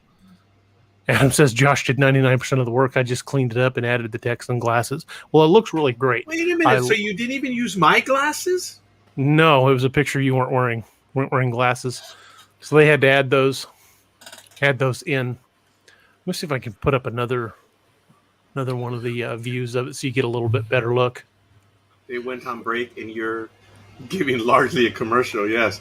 Well, what I was thinking of doing is playing that Budweiser commercial, and since Josh was able to get that to go for us, I don't know how to do that. I have no idea how to upload an image like that, and he did both. I'll show you how to do it. It's super easy, barely an inconvenience. Barely an inconvenience. Well, folks, we are back. I want to thank you. DA, may I have the image? Which one? The one that you are just showing right now, because I would love to change my profile pic. And obviously, we have to put it on the Facebook page as well and stuff like that. Yeah, I will send those to you right now, Raj. You may have sent them to me, but being being out of commission for a little bit, I may have missed it. Sorry, that might have been a Freudian slip, folks. I apologize, but thank you, Josh. Oh, by the way, I've kidded around with Josh over the episodes. I felt like I've known you for years. It does seem that way, but I was joking with Josh the other day that he was the only one that caught it. As you guys know, if I'm on a program and there's more than 3, 4, 5, I love disappearing in the background. And sometimes I get in there where I just am acting like a mischievous little kid. And I will not forget that there was about 6 of us on air, and Josh and I happened to be on opposite ends. We were either on the bottom or on the top, doesn't matter. And somehow we did something, and I looked over at Josh, or I forget which direction I looked over, and he answered me back. He waved back. And I thought it was kind of funny because he was obviously watching the screen. And then one time we were like right next to each other, and we both got the inspiration to do the high five. Yeah. There we go. The high five. And we did it. And then the next time we did it, we both launched at each other like we missed. And I couldn't believe it. He didn't say it in a bad. I didn't. And I don't know if anyone even saw it, but Josh and I were dying laughing because the conversation was somewhere else. And that's why I appreciate the fact that whenever I feel a little like, kind of mussed around a little bit, I always just send it over to Josh. Or if I'm up here in the corner, Josh is down there, I'll point down to him, and he's pointed back. It's really funny, and I appreciate that, Josh. And I think that's some of the dynamic that we have. And it's really awesome because I think, it's real. I just find it funny that Josh is always in that little mood. He's always in the mood to mess around a little bit, which I really appreciate. I like having fun when we're on. I had a little bit of incredible joy yesterday. I was watching Crónicas. Oh my God, the gentleman. He, as I mentioned, DA. Remember we were doing a program and Eduardo, the big time former anchor on Channel 34, Oh, yeah. liked the page, and I lost my blank on air. Yeah. Okay, it's Crónicas Quesada, the Quesada Chronicles, and he's on every Sunday night at 6. So I don't always see him because I'm prepping for the program. So I saw him yesterday, and I always watch the program. And I used to be on with him on Blog Talk Radio about long time ago, 7-8 years ago. I helped them get their start and have a tiny connection. Well, he invited me on the program as a lark yesterday, and I lost my shite again. And I went on, and I'm like, wow, I'm on, and it was really awesome. And I put it on my Facebook page. Oh my God! I'm online with. I mean, guys, in the Latin world, this is like the Walter Cronkite of the Latin world. He was on air for 28 years at 6 p.m. Monday through Friday. This is the guy that told us what was going on in the world, and he's retired now. And I've spent time on the radio with him, and now on video. Oh my God! That's awesome. Yeah, I lost my stuff yesterday, so I apologize. I suffer from hero worship too. That happens. So, there, my cousin's like, here we go with the quesadilla again. No, it's Eduardo Quesada, mujer. You still don't know who he is? Woman, you're not that much younger than I am, okay? I'm not going to sell you out. But he was on Channel 34 for 25 of 28 years. I remember when Telemundo got him for 3 years. Oh, that was odd. But, hey, good for him. Good for him. That's why he went, and they brought him back. They realized they messed up big time when he went to Telemundo. But anyway, let's see. Does Roger need a cig? Okay, I need you to clarify that. Oh, yes. I do. Yeah. You guys like my T-shirt? Very nice. That's no moon. No, it's my happy place. I got that. I should have the other one, but I guess I'm going to have to make up a T-shirt now with this. But I am going to change my profile now, and I'm going to put the Nightmare Hunter. I'm going to remove Kolchak, and I'm going to place it on my page. And Michael Day says, and you are drinking again. Like an idiot, when I did the Ancestry.com, I had to go 30 minutes without drinking anything. Well, like a bonehead, when I started the countdown, I drank something. So I had to wait 30 minutes to do the Ancestry, which it was okay. It went by kind of fast.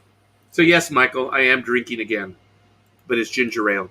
So folks, I'm going to post a few images. Or DA, did you upload those? To your, I sent them to your messenger. Yeah, I have them. But did you upload them here to the? I believe Not all are. of them, but Actually, I uploaded no, a couple you of did them. not. If you could, under the logo, it'd be kind of cool to have several of them. And then that way we could ask the audience, because I am fumbling through the controls, and I apologize, gentlemen. I'm asking for help. Be sorry. So. A couple of them are transparent, so Hey, watch your language. They may not see all of the details, but We don't have the what we got. 5-second bleep here, DA. Watch your language, dude. I don't know. That transparent white one kind of popped. Hey! Watch, gentlemen. We might get booted off YouTube. Fuck YouTube. There's the black background. That's the white background. And that's white with a clear background, and black with a clear background. The black you can't hardly see. No, the white one kind of pops though. It does. Now that's interesting because you can see through the images. Notice that? It's transparent background. Hence the word Watch your transparent. language. Oh, is that what that means?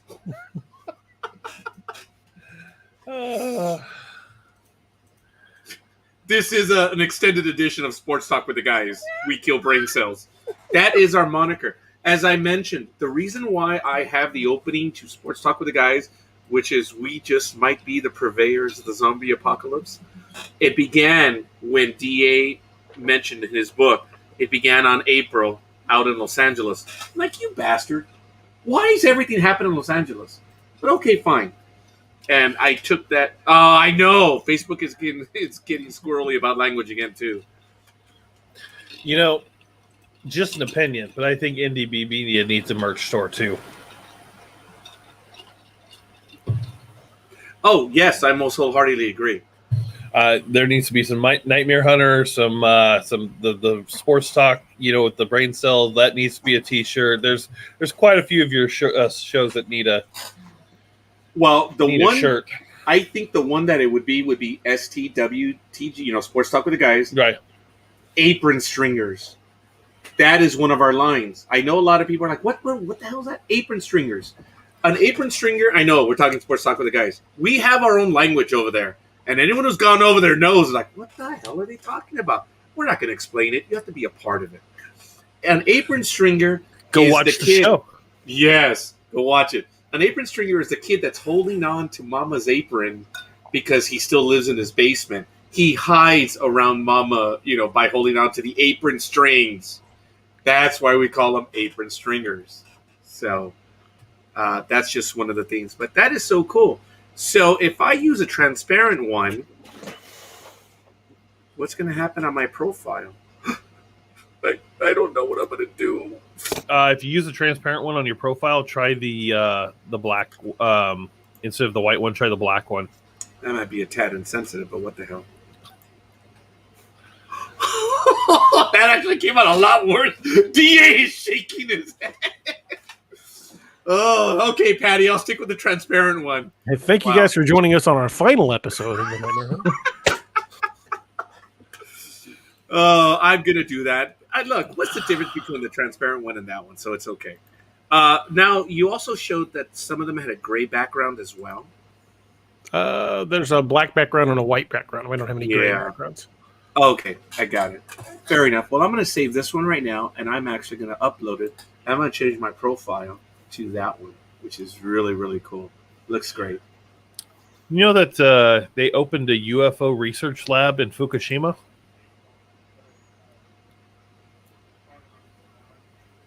Why? Isn't that weird? I don't know. Well, Fukushima is in that 12-mile radius. Mm-hmm. There's nothing there. No, it's not. I'm just being sarcastic about their comments making it the final episode. That was this guy. Yeah, I love the spelling, you bastard. Anyway. Good old Rod. Oh, bullshit. Hiding behind Mom. Whatever. What, Toma? Whatever. Come over and kick my ass now, brother. Just kidding, Lewis. That's funny. I appreciate you sharing that. Let's just say that my brother and sisters, they know what a switch is. I did not. Do you guys know what a switch is? Yes. Yes. Okay. Yeah, I didn't know what it was, both figuratively and literally. But anyway. Now, Patty says a research lab for what? Going back to the Fukushima thing. Seriously. It is a UFO research lab to study the UFO encounters. Apparently, they're having quite a few in the area. A lab in Japan is looking to deep dive into the enigmas of the universe. A new lab opened its doors last week in the rural town of Ino? Is it Ino? Where Fukushima is. Fukushima prefecture and its team plans to delve into the mysteries of the country's odd and inexplicable sightings. According to the local report by Japanese news outlet, I suck at languages, Manichi, the International UFO Lab opened on the premises of the UFO Interactive Hall, a facility filled with 3,000 pieces of UFO-related materials and clues. The facility celebrated its opening on June 24th, which is now dubbed UFO Day, after the first reported UFO sighting in the U.S. And it goes on and talks about more, but that gives the basics. No, that's excellent. I got to tell you, I'm terribly excited about it because I'm switching this. But we all know what happened in Fukushima, ladies and gentlemen. Mm-hmm. And there it is. Look, what Tim comment on right there. Dumping 300 million gallons of highly radioactive seawater back into the ocean every day, probably attracting UFOs. Now, look, Tim, okay. I'm really growing tired of this, Tim. And I've seen your comments over and over. And, I've had it, dude. You know it's only 295 million gallons. I am. You make us look bad, Tim. This exaggeration is out of control. I know. Did you see the look of fear on Josh and DA's face? I was like, "Where's it going with this?" I'm not this is sure. probably not going to end well. Did the drugs finally get to him? Oh yeah, they did. Oh my God, the look on their faces was priceless. Common Core math rusher. Tim, Oh man, my brother, thank you, Tim. no, he's probably not wrong though. The UFOs are probably coming, going over. What the hell is these people doing? It's probably what they're doing. Oh, Tim, I'm glad you have a sense of humor, buddy. Oh man, I had to. You know what? It's that little mischievousness in me, and it was difficult to hold it, guys. But when I saw you both, like, holy crap, Roger's having a meltdown. What rabbit hole are we going down now? Yeah. That's why I was Tim. Buckle up. The boss is on a roll. Oh, thanks for letting me get away with that one, man. Get Come away on, with man. it. What the hell were we gonna do? I love it, Tim. I appreciate it, man. Come on, man. I was wondering if I needed to sneak over there and mute his mic. Like, I don't know what's going on. Yeah, how much they got dumped over there. Yes. Now the host has what? You muted and unmuted, you little rat bastard. Okay, así que. Oh. You muted yourself there. I haven't done anything. Oh, Josh! That was Josh. See, I immediately went to DA for that one. Roger on a California high.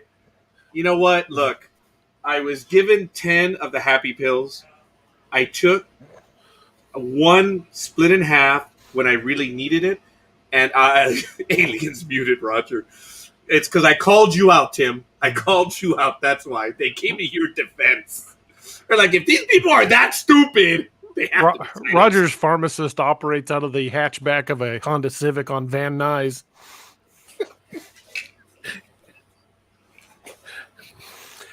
Pharmacist.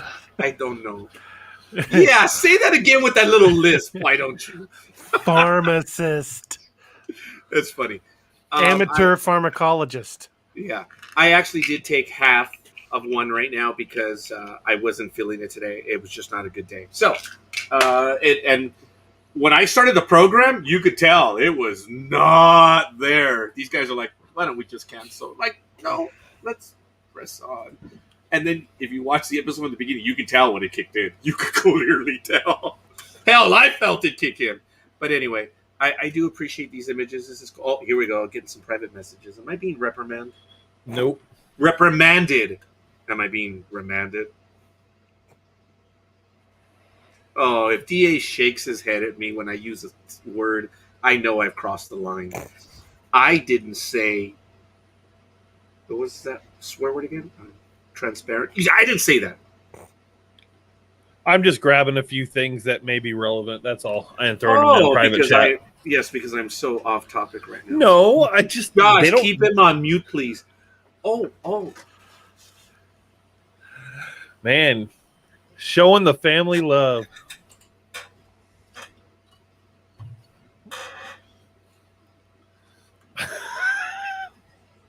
Man, someone's actually able to stun Roger into silence. Tim, thank you. Someone who knows what it is to have a sense of humor. Oh, watch out. Facebook police is going to be after you. Probably. So going back to this, that they've set up a lab, all kidding aside, in Fukushima. You know, folks, we know what happened on March 11th. That was the date of the earthquake, a significant earthquake, I believe. We are actually arguing with the Japanese National Earthquake Center because they're saying it was a 9.0. If I'm not mistaken, we say it's a 9.3. But let me give you a little bit of backstory on this because this is something that I have studied my entire life. The Whittier earthquake of October 1st, 1987, check the headlines, check everything. It was a 5.9 earthquake. Remember that one, Josh? I know you were young enough. You were probably a Yeah. little kid. Okay. It was a 5.9. You know what it did. The epicenter was actually in Montebello. It was a park called Grant Ray Park, right by the St. Gabriel River and Beverly Boulevard. That was the epicenter. But anyway, Whittier was the hardest hit because it had all the older buildings. It was a 5.9. About 5 years later, they eventually, and if you look this up on usgs.gov, if you look up that earthquake, it is a 5.4. The reason why it's a 5.4 because it used to take so long to get all the readings from all the different stations around the world. And then, doing their magic Common Core math, thank you, Tim, they would figure out the numbers and they would eventually come to the official number. But as I understand, and so that's why for historical purposes, the Whittier quake is actually a 5.4, even though everyone knows it as a 5.9. Fine. We have Fukushima. We haven't moved off the 9.3 or 9.2, but the Japanese say it was a 9.0. So be that as it may, we know what Fukushima earthquake did, which actually has a different name, but it almost destroyed Fukushima. We know what it did to the nuclear reactors there. And Tim is wholeheartedly correct. 300 million gallons, guys. Yikes. How do you measure that? And don't say Common Core, you count the barrels. Okay. How do you really measure that, man? And that's every freaking day. So, if there's a lot of glow stuff going on in the Pacific, where would the aliens go? Track the radiation. And what do you think they would be looking for? They want to find out how dirty, stupid, incompetent, lazy, or Honestly, that would be my. they don't know what we're doing.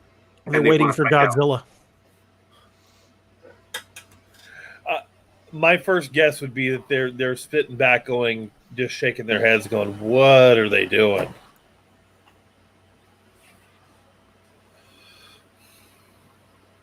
I'm shaking my head, saying, "What are you doing, Josh?" I have no idea. Not you, Me either. the other one. Oh, Now- he doesn't either. What the hell did I do to you now, General? Mr. Crocker. Oh, you thought that was funny? Yeah, a little bit, yeah. Yeah, Wow. every day, 365 days per year. No more sushi for me. Yeah, you know what? I like it cooked and dead, so that leaves sushi out for me. And, of course, my brother did say Godzilla. And my brother's name is Luis. Like my name is listed right here on the profile page, Roger.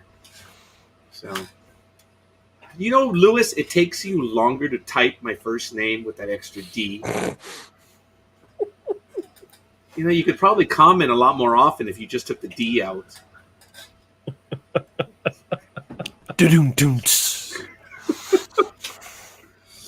Anyway, now my own cousin's probably going to be spelling it Roger. So I'm still trying to change the profile image. That's what she said. She beat me to it. Everyone just needs to remember that Roger's got no D.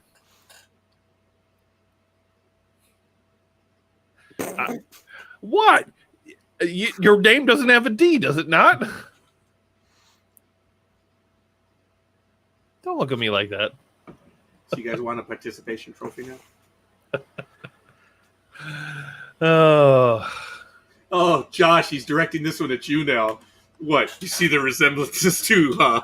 I do see the resemblances. Stop it. A little bit. Stop it. Adam sent me some pictures. I'm going to get them up here in a moment. Oh, how sweet. Hard to do without the D. That was quick, DA. That was quick.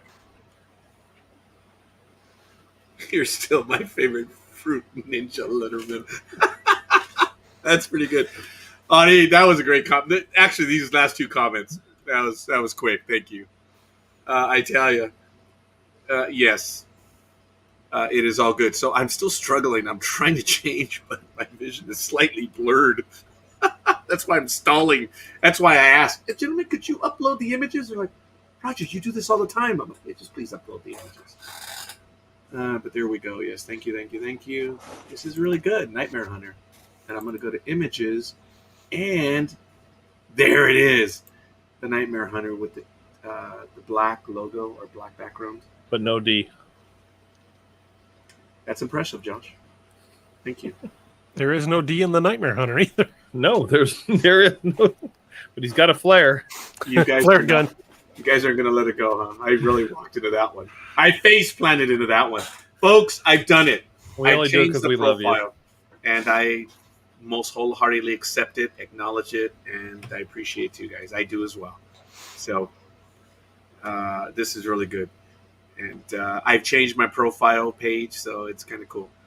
You guys can check it out. And just so you guys know, check it out. There it is. See? It's a middle initial D. Don't tell me you're dyslexic, Lewis. Oh, so now Roger does have the D. Stop it. Stop it. Okay, what does Tim Grimes say? Please. I almost got those images up for you. You're good, man. You guys are great. Guys, we're having a blast. And it looks like everyone also who's having a blast with us right now. Folks, like I said, if you guys want to join us, you don't even need a camera, folks. You can actually use your computer as long as you have a mic. And you guys can join the program. And gals. And everyone else. Phones with headsets. All that. Everyone and anyone. You can do it from your phone. You just need the link of the program. And we'll send it to you if you're interested in joining us. So it's really good. So I know that we're going and blowing right now. We're going to go for a little while longer. But we're not going to do one of our marathons. Well, I'm not. I will be ending more. Let's see. It's going to be 9 o'clock. I know I'm going to end closer to 10. You gentlemen want to continue. You don't need my permission. Not the Nightmare Hunter without the Nightmare Hunter. Yep. You're just fun. two schmucks. But you guys are just as entertaining, if not even more so. I just happen to be here. So what is it that Tim wrote, though? Read Richard Rhodes' book entitled The Making of Atomic Bomb. Pay particular attention to the chapter Men from Mars. Okay, I'm not familiar with that one. Yeah. Now, what did Lexington? I was about to make a Venkman joke, but I'm scared Roger will come and beat me up. Oh, you have too much. You have got the false opinion on me, pal. My brother will go over and do it just because he will. My brother beat me up growing up, you know. That's how I know how to defend myself. You know, so. But I'm really loving this logo, the Nightmare Hunter. I've changed it on my profile page. I'm loving it. Oh, Lexington. There it is. Okay. The link to what? Okay, the program. It's okay. How do we do this? I forgot.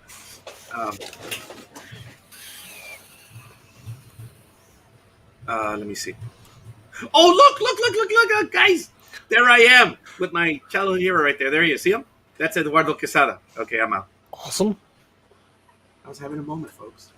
Okay, so knowing it's our just audience anyway, and it's only valid for the program, we can put the link in the chat room. Okay. And anyone that wants to join us. What were you going to say, Josh? I have those images up if you want me to show them to you real quick. Ooh, you got the porn uploaded? Okay, hold on. I'm just going to call you brother, okay? Because What did you say, Lois? I talk to the phone and the phone types it. Oh, I get it. So you're going to blame the phone for misspelling my name? Mine does the same thing. My name is spelled Rodger? That is the most common spelling of Roger. Josh's phone puts the D in Josh all the time. It does. The link is in the chat room. All right, so this is the first one. He went back and looked at the what he thought was movement, and you can actually see. Oh, there it is. I don't like those images, man. Well, hold on. You can see it here how I showed you before. Yes. But here, it kind of glitches the face out a little bit. Uh-huh. We're not sure what's happening there. He's not sure if it moves or not. The camera does some weird stuff. Yeah, I'm sorry. I kept moving. No, we're not sure what it is. It's a camera. He stabilized the image. So he says he's not sure if maybe when the camera moved that it may have caused a couple blended frames to make it look like it moved, but either way, and then there's Bigfoot lore that Bigfoots do weird crap with electronics and can hide themselves and all kinds of other weird stuff. So it's hard to say what's actually happening here, but that looks like something standing there looking at you. Oh, here we go. Oh, hey. Actually happening here, but that looks like something standing there looking at you. Good afternoon, Greg. Hey, how's it going? Doing real well right here. Hey, Greg, do you have your headphones plugged in where we can hear the show looping back? Actually, if you have it on screen, yeah, we can hear it. Hey, Greg. If like their Facebook page is open. Oh yeah, yes. you gotta close the show. Close on your Facebook. other page. Yeah. Okay, I did. How's that? Or YouTube. That'll work. Yeah, I Much think it's better. fine. Yeah, I've got this thing about listening to my own voice. It's so annoying that I kind of want to do this. And now that you joined us, Greg, thank you. I was hearing my voice again. It's kind of schizophrenic. Oh, better not say that with my wife around. Oh, God, better not say that either. Oh, damn. Okay. Hi, Greg. How you doing? Oh, not too badly. I'm avoiding my responsibilities at the moment. And it's much appreciated that you've joined us. So what would you like to share with us this evening, Greg? I don't know. I've been sitting trying to think up random things for you guys to talk about because you kind of seemed like you were losing a little bit of steam. And I don't know. I'd sent a comment earlier. Was wondering if anybody had recently done anything about subterranean reptoids. Oh, I did see that one. I apologize. DA, tell me about that one. And right before anything else, I want to give a shout out to Megan Shepard. Thank you. We're up to 21 likes. So this is cool. Just 9 more to go, guys. You'd probably know more about reptoids than I do. It's not something I've really researched much. I mean, isn't LA supposed to be full of them? That's the sewers of New York, pal. No, and That's in the motion picture industry. Yeah, no. New we're York talking has about the alligators. lizard people. Oh, That's what we're. Hey, I'm not so certain. So, gentlemen, how are you guys doing tonight? Uh-oh, he's covering. I haven't been back to work, and let's just say the video is no longer there. We must not discuss our reptilian overlords. I must record some. Anyway, let's just say they're okay. All right, it's just the video, gentlemen, that you guys saw before. I don't know much about them. I just know that they're rumored to live underground and possibly live among us. I don't know much more beyond that. Yeah, I just know the basics of the lore, so to speak. I don't really. It's not something I've done any serious research on. Nor have I, and I am doing. Okay, you know what? I should. The reason why I didn't answer you, Greg, earlier is because I was about to answer you, and then I was distracted by a post. That's why. That's what happened the first time. So I apologize. Yeah, no big deal. Now, but going back, going back to that. Let me see what he says. When we lived on Ferguson Drive in Commerce, we dug up the ground to build a wall back there. There was all kinds of lizards and snakes coming out of the ground. And oh, really? I was way too small for that. I was about 3 or 4 years old when the fence was constructed around the house. That's interesting. Wow, because normally you have to go down 12 inches, so that you can form the base of the lock fence. But I didn't remember that we went down 3 feet. Wow, that's crazy. Thanks, Tim. I always forget how to spell that guy's last name. Actually, there's 2 ways of spelling that. There's Ike and Icky. Is that Icky? Or is that Ike? Because there's David Icke, the Battlestar Galactica producer, Eicke. Yeah, that's the way I keep wanting to spell it, but I know it's not the right way.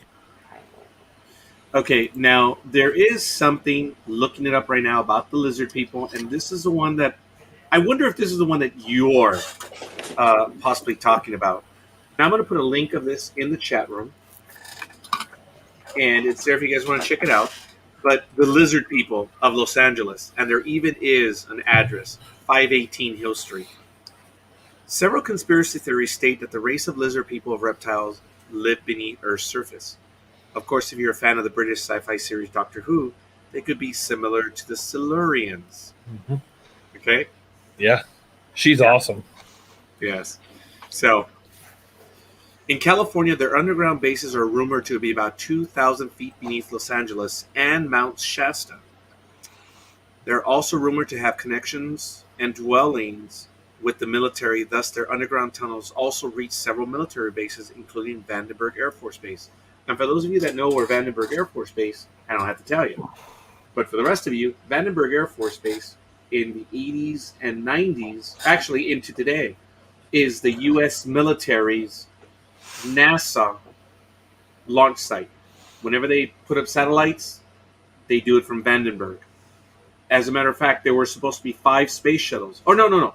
Of the 4 space shuttles, one of them was going to be used for the military. But then we had, Challenger and then Columbia kind of changed all that. But they didn't end up using the shuttles over in Vandenberg. But over in Vandenberg, that's where all of our space operations are done. And it's also rumored, unconfirmed, that there are, I think, 9 ABM silos there. Do you remember anything about that, Josh? Being a local kid as well? A California kid. I do not. Over in in Alaska and in Vandenberg, that's where our ABM, where our missiles are. And I know that there's either 7 or 9 silos at Vandenberg. So there's still a lot of stuff that goes on there that we don't know about. Yeah. But anyway. The person who wrote this article says when they lived in New Jersey, their tunnels were rumored to connect several of the ITT-managed military installations in northern New Jersey. Much of the lizard people legend comes from a 1933 or 1934 incident. Is this what you're talking about, Greg? Yeah, it sounds familiar anyways. Involving a mining engineer named G. Warren Schufelt.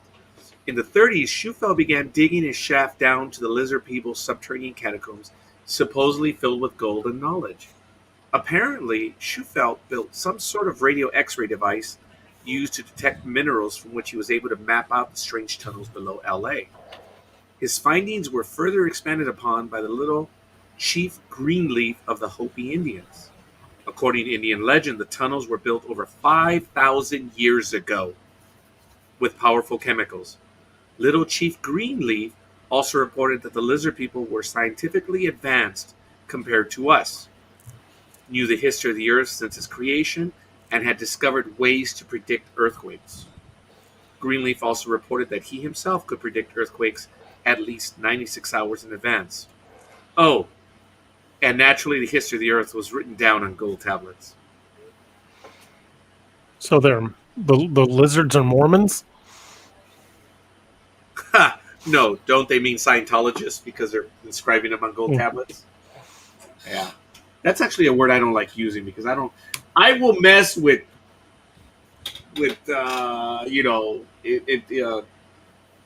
United States terrorists. I'll mess with international terrorists, but I won't mention Scientology.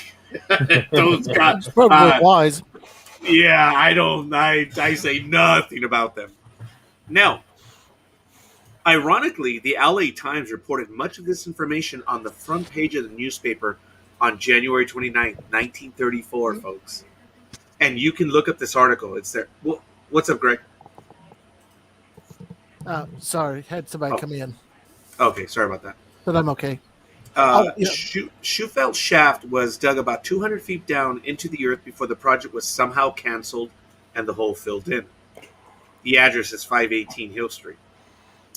The location of the shaft was 518 Hill Street. Schufelt's project was canceled on March 5th, 1934. The original contract stated that Schufelt and his people were to look for buried treasure, assume all costs, leave the site where they found it, and pay the city 50% of any treasure they found. No treasure was ever turned over to the city. So, I hadn't heard about the treasure hunting. I just remember hearing about the reptoids. Now, it's interesting because the article is in the LA Times, and you can find it in the archives, which I believe if you have membership to the LA Times now, you are able to pull up this because they've gone all the way back to the 1800s when the Otis and Chandler family owned it, and they still had everything moving forward. But beyond this, Greg, no. I myself am not familiar. I know of the story. I mean, in LA, come on, give me a break. Now, Patty did come up with a joke about the only tunnels LA has belong to El Chapo. Well, there are a lot of narcos that have tunnels. Very well-built tunnels, too. So maybe, Greg, maybe those are the ones? I don't know. Maybe. I was just spitball throwing some ideas out, something I hadn't heard talked about in a while. So it's something that we may be able to look back into this. But if you guys check out that article, the link that I sent, there's quite a bit more stuff in there. I do know that if you look into the old newspaper accounts of there are a lot of really strange stories in some of those old newspapers. Yeah. Like supposedly they found the Egyptian ruins in the Grand Canyon, but True. of course, Smithsonian's like, no, that didn't happen. Oh, that's right. I've heard about that one. Yes. There's a little more to that one. It's kind of funny. That one will not die. About the ruins. Now, I don't know if you gentlemen, I forget the name of the program, but I saw it on YouTube. You guys know about the Mayans and the Aztecs in Central America, Mexico, Belize, and all that. Mm-hmm. There's another city that we don't know who it belongs to. And it's kind of like apart from the federal district. I think it's Teotihuacan. Patty, if you could help me out on that one, we really don't know. They were gone. There's really not much left. But there was this gentleman that did research. I think it's either in Michigan or Wisconsin that there's a park that has a Latin name related to that site where they believe the ruins are from that culture up in like Michigan. It's crazy. I'm firmly convinced that that there's a lot about the history of the world that we're not being told, and I think the academic community at very least suspects it. They just don't want to admit it. Well, the problem with the academic community is that there may be a lot of them that internally believe or internally discuss it. They're all too afraid to come out on the record for fear that they will be ostracized or whatever the case may be. And you can't get a united because everyone's going to call them crazy, because then you link back to the normal human condition.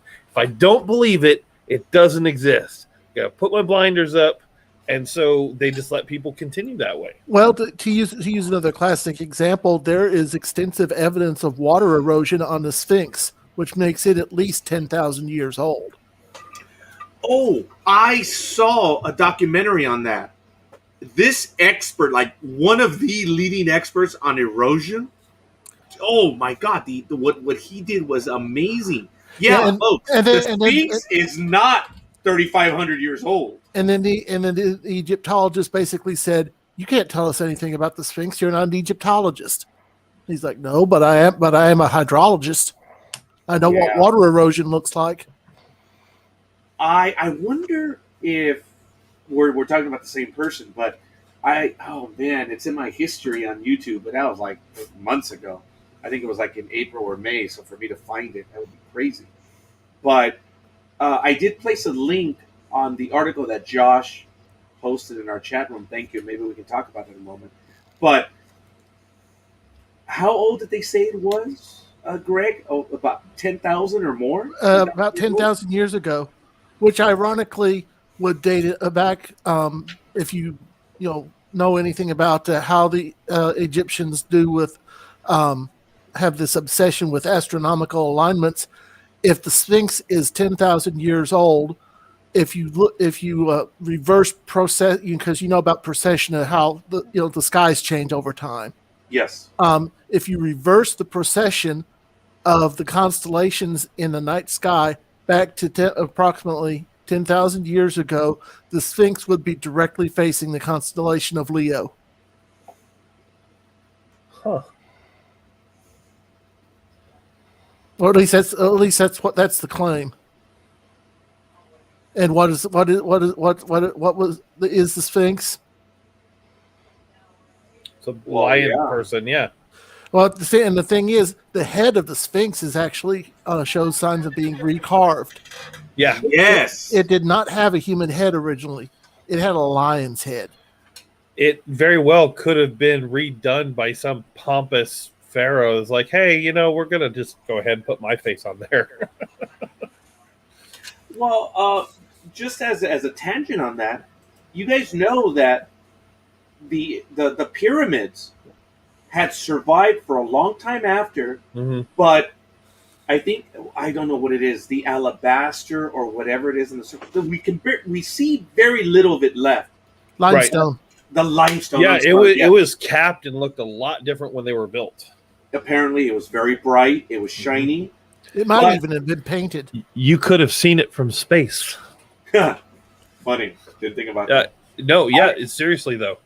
I understand that limestone, they were able to determine that over time, over the last 2,000 years, people who lived in the area removed the limestone for construction and other things. Probably. Yep. Not unlike they've done in Europe over Roman stuff, where they've taken out not necessarily the limestone, but that famous rock.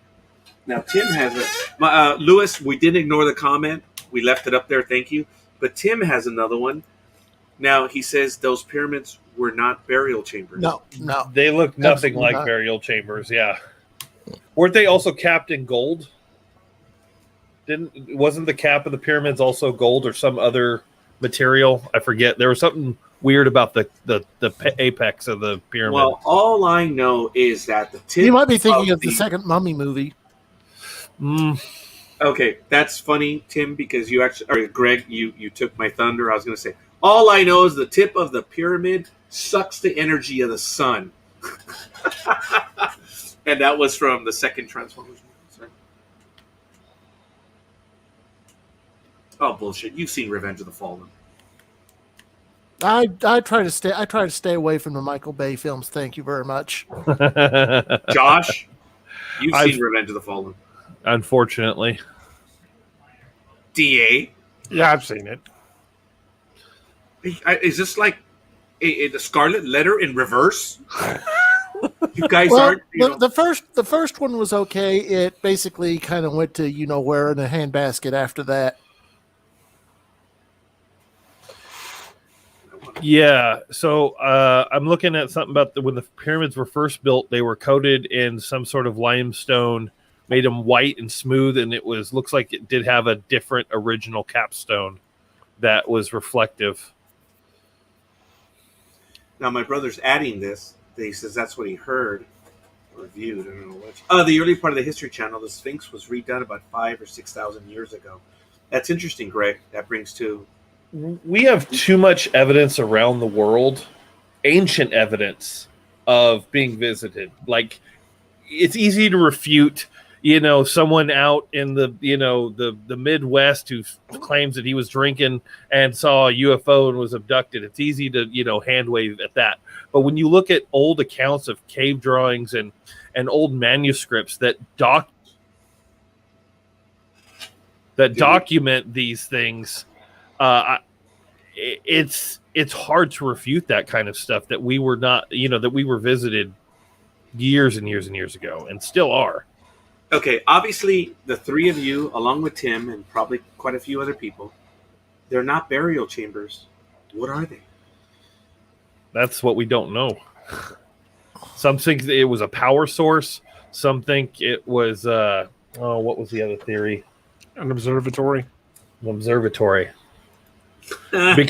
Because some of those channels at the Oh, time. Adam, you stole my thunder. I was just about to make a Stargate joke. Hey, now you know how it feels, Greg. You took mine early. But It's all good. if you backdate the stars to the time that they were built, the what they called air chambers and whatnot point directly at specific stars. Oh, speaking of which, the rumor about a new Stargate show is starting to make the rounds again. Yeah. They're saying that Amazon Prime may be doing one. Did they finally get MacGyver on the Jenny Craig diet? I hadn't heard anything about that. I just heard that supposedly Amazon Richard Dean Prime was, Anderson just put on a lot of weight after the show. Okay, nothing personal. Amazon was beginning. Forgive me, I am an Amazon Prime member, so Me too. I watch their stuff. But I got to tell you, there was a time when Amazon Prime was really beginning to make a run for Netflix, and I don't know who the other one was at the time. Oh, they will. Well, what's happened? I mean, they can't. Middle Earth, which has 5 years in, they fired one of the primary thespians is no longer involved in the product. We don't know how far it is. it's supposedly getting this first season's getting pretty close. In addition to that, an animated TV show based in Dungeons and Dragons is coming out. I hadn't heard that one. And the Stargate series and a bunch of it's a small cult following for Critical Role. I don't know if you've heard it out there in LA, Roger, but they're voice actors who play D&D. Well, it's so popular that it spawned an animated version. They've wrote it into an actual TV show, their D&D game. Cool. And it's heavily going to be D&D, even though it's his world. It'll be D&D. So As long as they keep Wizards of the Coast away from it. Well, Wizards of the Coast is in charge of the actual movie and live action TV shows that are coming up. Oh, so God. I'm all right. I'm all right with that. Yeah, Audie, Critical Role is getting turned into a TV show made for adults. Now, as far as Amazon Prime and animation goes, I enjoyed the hell out of Invincible. Well, the live action Tick was supposed to be pretty good too. I haven't seen that one. We got a little segued. It's all good, baby. We're warming up to some other stuff right now, so it's all good. Yeah, we kind of got segued. The only problem is the batteries on those damn things run down too quick. That's very good. Do they still make those? Yeah, of course. I think so. Yeah, they do. I think they do. They never really took off the way that they thought they would. What was the secret code name for that project? Remember? You guys remember? It was a female. I don't remember the secret code name. I don't know. Of course, if segues aren't around, give Elon Musk about a couple of months, and he'll reinvent it and think he came up with the idea. Pretty good. Not to hijack or anything, but did you guys see that article I put in the private chat about the Yowie? Oh, I thought it was for the strange creature found in Paraguay. Oh, that thing was creepy as hell too, wasn't it? Yeah, I put that link in there. Is this the most recent comment about the Yowie? Oh, there it is. I see it. Okay. There's a couple of them in there. I'm gonna put this one in the chat room. And that one in Paraguay, it first looks like something, but the more you look at it, almost looks like it could just be a rotted giant lizard. Still looks bad. I did put the link for that one on the screen. The strange creature found in Paraguay. It's got phalanges, man. I know, but if you look at what do they call it? Not a Komodo dragon, but they have some really big lizards. They have some really long claws and fingers on their hands. Did you see that picture, DA? No, I did not. It's in the private chat, and he posted it. It's the last. It's the most recent found in Paraguay. Take a look at that picture and tell me what you think is on there. It just looks bad. But I went over to the one that you were talking about, the thermal image of the Yowies. Yeah, and there's a video on there too. Interview with the guys who find it. The one in Paraguay looks like a large dead iguana. That's what I was thinking. It kind of looks like an iguana that's been kind of rotted in the water. But the fingers make it look super weird. Yeah, the fingers, yes. I'm checking out the video right now on the Yowie one. Folks, the link... That's a... Oh, sorry, go ahead. No, I was caught by the video. The link is in the chat room, and there is video under Sunrise 7. That was actually published just recently in May. Supposedly they have thermal evidence of a Yowie. Nice. I thought that was pretty interesting. I kind of watched some of the interview. It's interesting. Australia is such a weird continent anyway. Oh, yeah. They got some super weird stuff down there. Yes, they do. And most of it's perfectly happy to kill you. Yeah. It's not a hospitable place unless you're like right on the coast. Well, I mean, even there, you got killer spiders lurking under every bush. And most of the poisonous snakes on the planet are there. Yep. Spiders. Saltwater crocodiles. Yeah, the ocean around there is also super deadly. I'm trying to remember. Just a passing, aside. Wasn't it Australia where supposedly they found a 3 million year old natural nuclear reactor? I thought that was in India. I thought it was Australia. Maybe it was in India. I don't know. Patty, I want to thank you for always having your priorities straight. Thanks, cuz. But be that as it may, a 3 million, what, a 3,000-year-old nuclear reactor? No, 3 million. Where? Allegedly. I thought it was in Australia. It might have been in India. It's I've not heard of that. What it actually is something about the way the uranium deposit in this particular location was configured. It basically started a natural fission reaction, low level.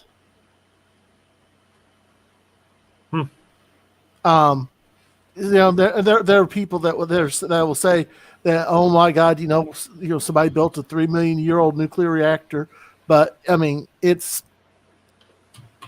there. They know it's there.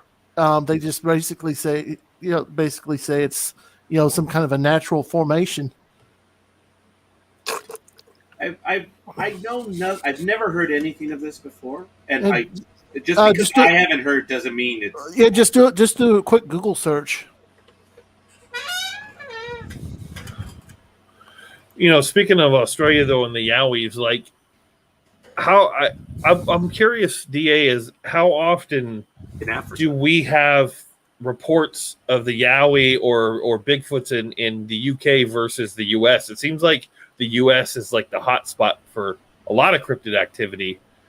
Do we just don't hear a lot of it because we don't live there, or we do more research? We don't necessarily hear all of the Bigfoot type creature encounters because we're in the U.S. We tend to hear most of the U.S. ones. There are a number of sightings in Scotland. They call it the Grey Man, and there are sightings throughout the U.K. They're particularly aggressive in Siberia. In fact, for a while they were pretty convinced it was what killed everybody at the Dyatlov Pass incident. And some people still say it is. But the Bigfoot type creatures are prevalent literally on every continent but Antarctica, so far as we know. Yeah, that's a whole nother can of worms there. I just shared a link to that nuclear reactor thing. I was on the wrong continent entirely. Yeah, it's Africa in Gabon or Western. Yep. Africa.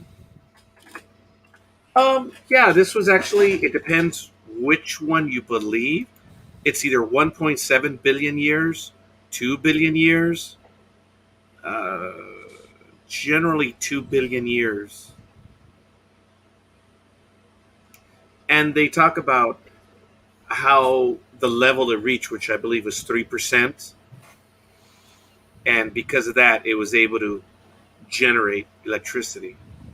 But the level of electricity they're talking about is measured in, what was it?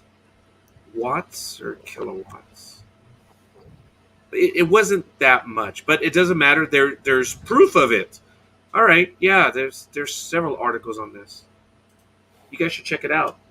That's cool. I did not know that. I read a lot of this stuff. No, Now, I've always been fascinated with have you heard the term OOPARTs or OPARTs? no. OOPARTS, referred to as out of place artifacts. Oh no. Yeah, the study of those is, of course, nobody's officially studying them, but they turn up all the time. You may have heard a story about somebody found a spark plug encased in like 5 million year old rock, and they actually were able to X-ray this rock, and you could see it's a spark plug. I'm not familiar with that one. I do know, I'm going by the article that I'm talking about, is there are these, I forget what the Roman term is, but there are these canisters that have like this type of juice. They have metals in there, and they're talking about the fact that they believe The Baghdad Yes. batteries. Yes, that's crazy. That is crazy. And they have found some similar items aboard Roman ships that have been sunk. Do you guys realize of what we know the Roman Empire? If they had electricity,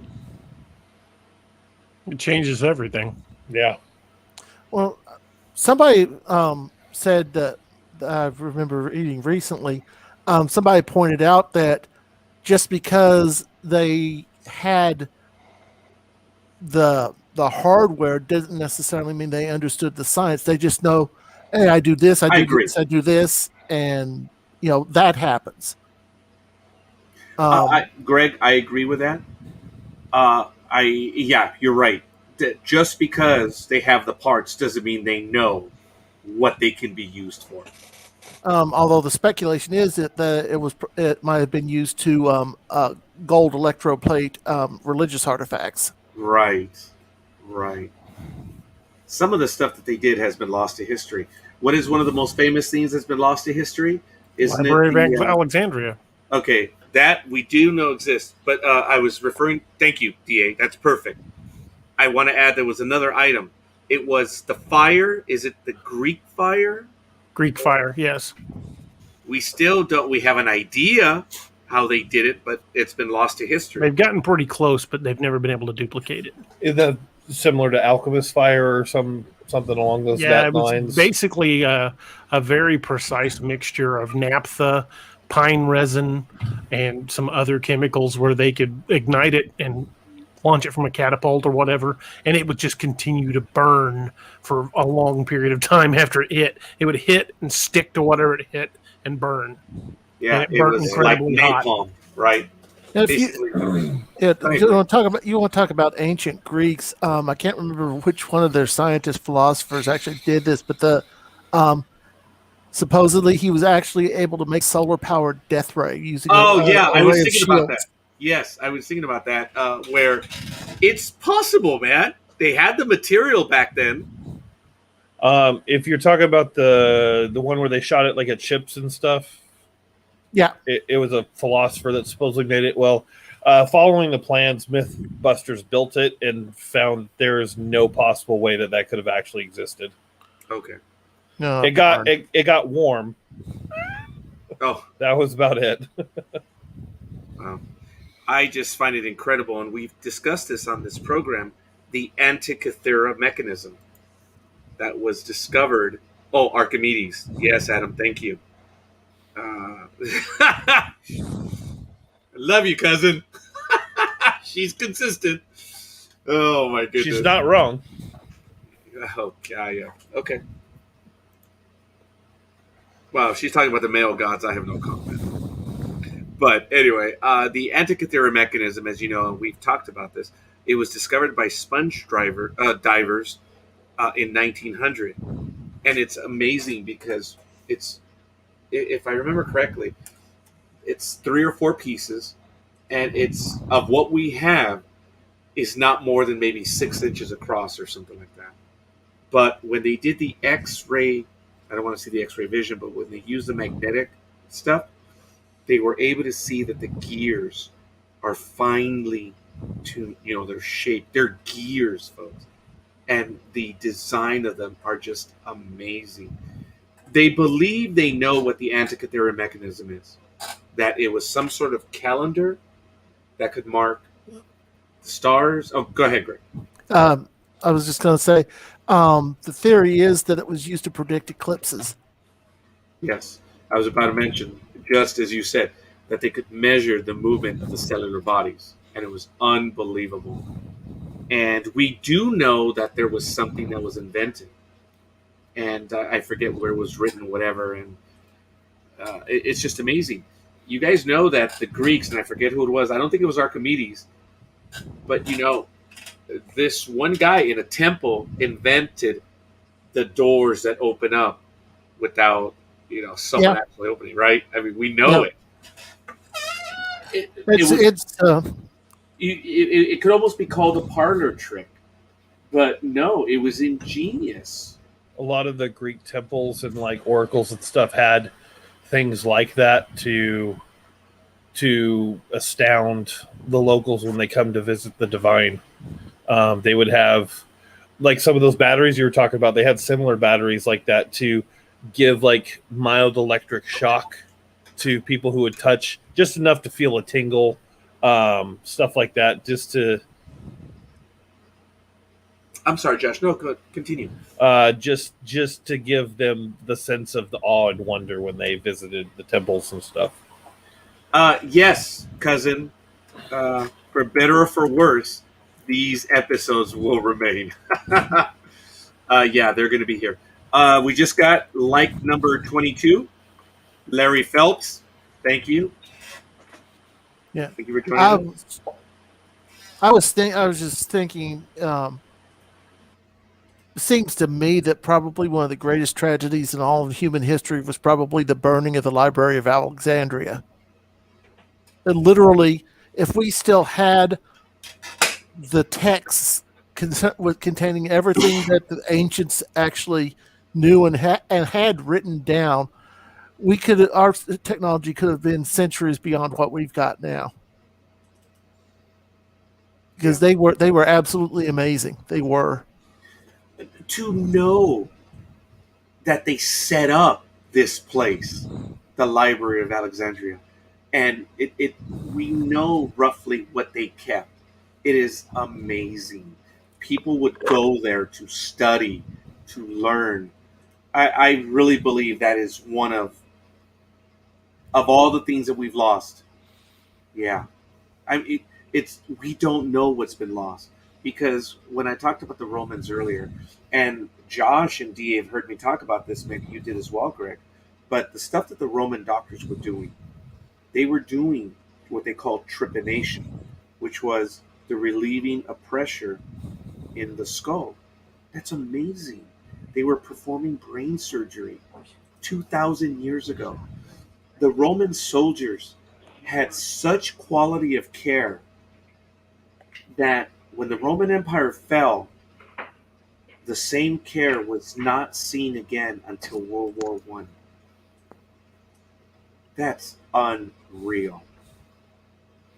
The Civil War was barbaric. I mean, the Romans would probably look at the Civil War and say, man, that's barbaric. But by the time World War I ran around, soldiers were receiving care on the level of the Roman Empire. It is unreal. I watched a documentary, and I can never remember the guy's name. It was a medieval fight master that wrote a book on on his sword fighting techniques, but it was also a medieval arms catalog that had some of the most amazing inventions in it, like an actual diving suit. They tried to work it out, and it was dangerous as all hell, but it actually did work. Wow, that's crazy. And speaking of such, just very quickly, Audie Olson, thank you for the like, folks. We're up to 23. We can do this. I'm still going to be here for another 25 minutes, folks. So hopefully we can do this. I'm not saying we're going to end the program at that time. It's just at which point I have to call it. And I'm probably going to be out. But if my beautiful co-hosts here want to continue, hey, they can. They started the program anyway. Oh, hey, did we get another like? Yes, we did. Todd Hunter.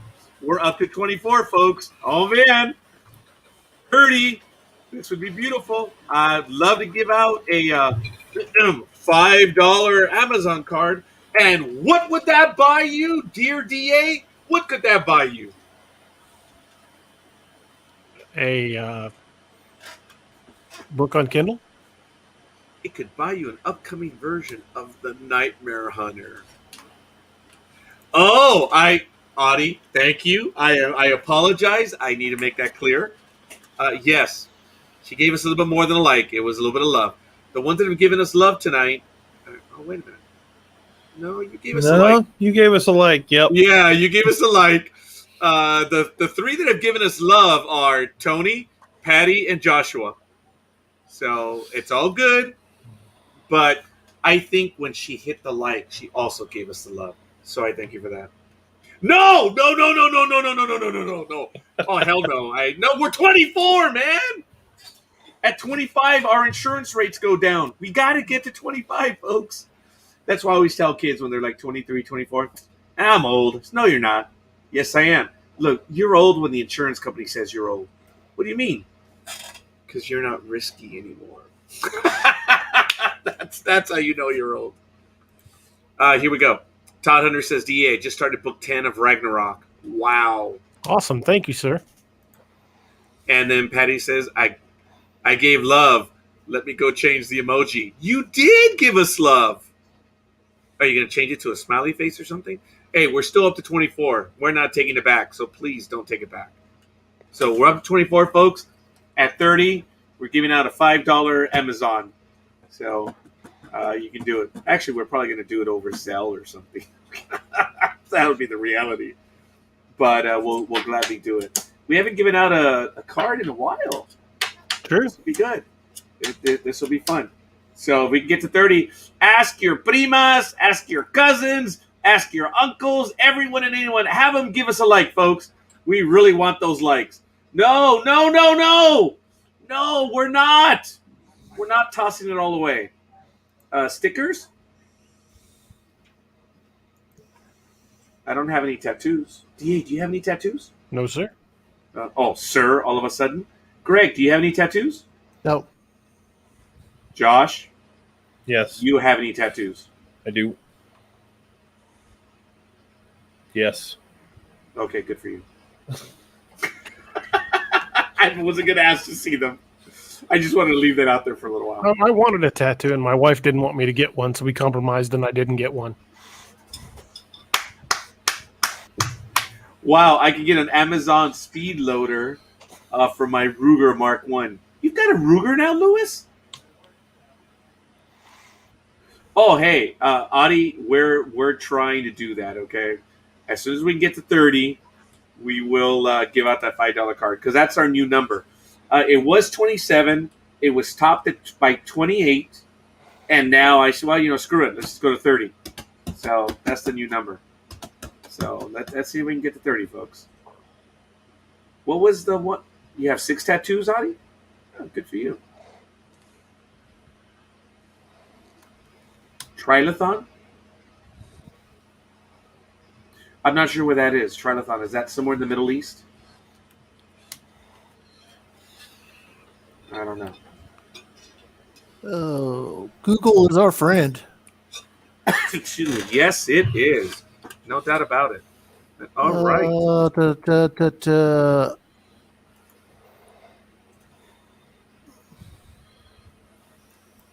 I'm sorry, Lewis. I don't ask for inventory. I just know that you're well armed. What? What? Prima? Cousin? You have 4? Okay, fine. Good for you. Do you wash them off and just put a new one on? Oh, you guys didn't find that funny? Okay, fine. There's several trilithons. I'm not sure which one they're referring to. One of the most famous is one at Stonehenge. Oh. The megalithic temples of Malta have them. And I cannot pronounce this, Osirion Sure. in Egypt. Oh, okay.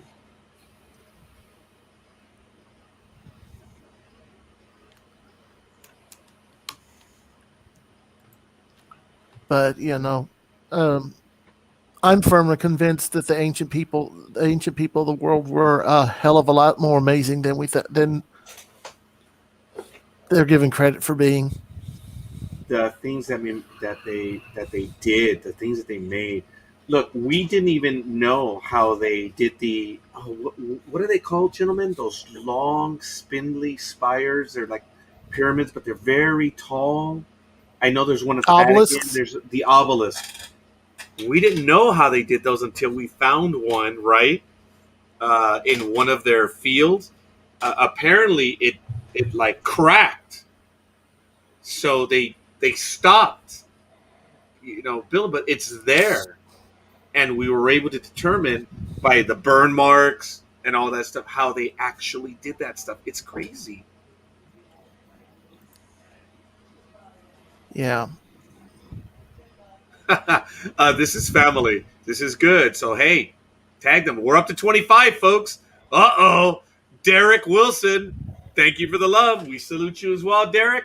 Got to get a little bit more liquid in here. Oh, no, I still have some. We salute you, Derek. Thank you. We're up to 25, folks. We're getting close. But, yeah, they have to hit like, Patty. Sorry. There has to be visual proof.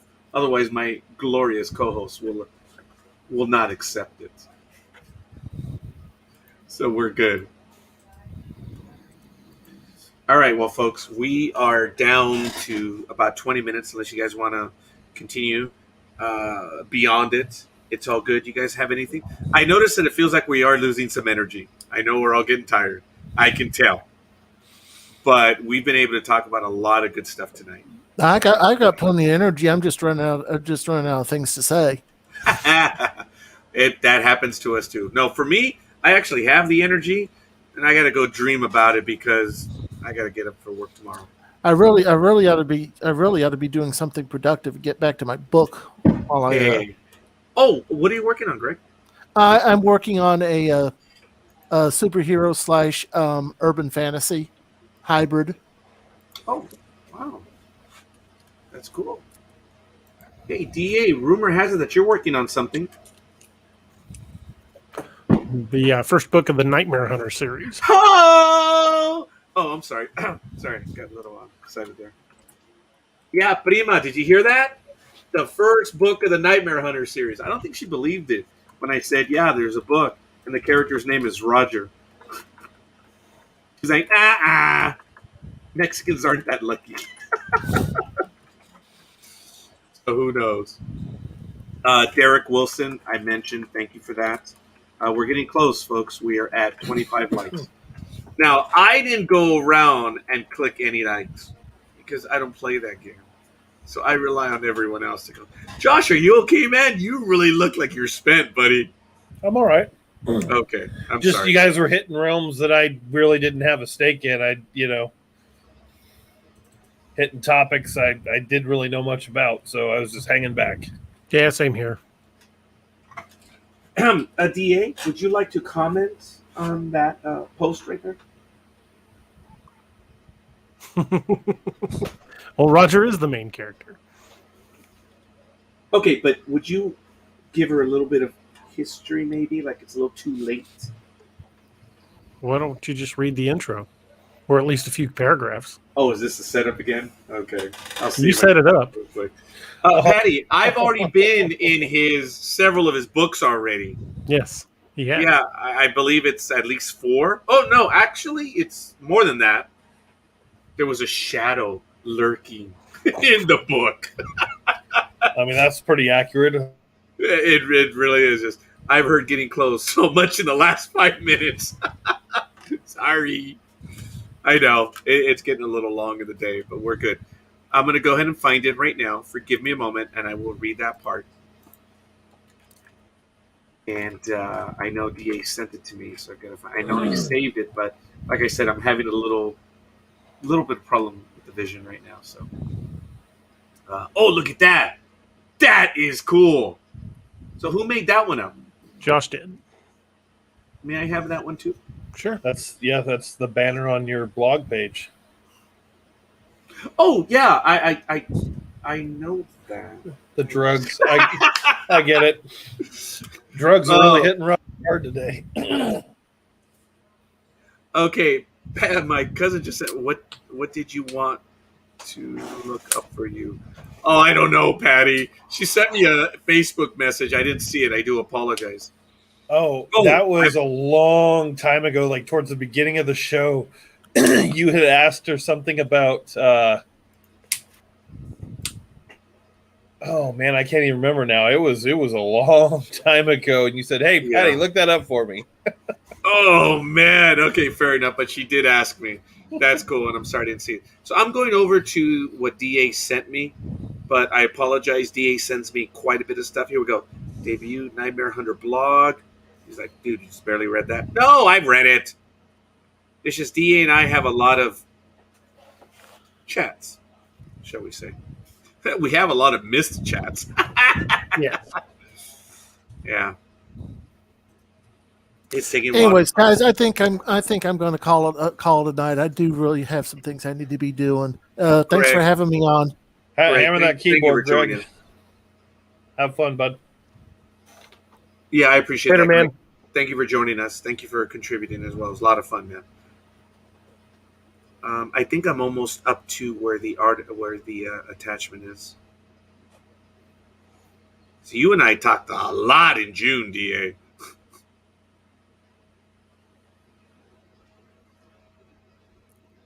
Good God, I think I'm already in May now. Do you have it right there? I can get it quickly.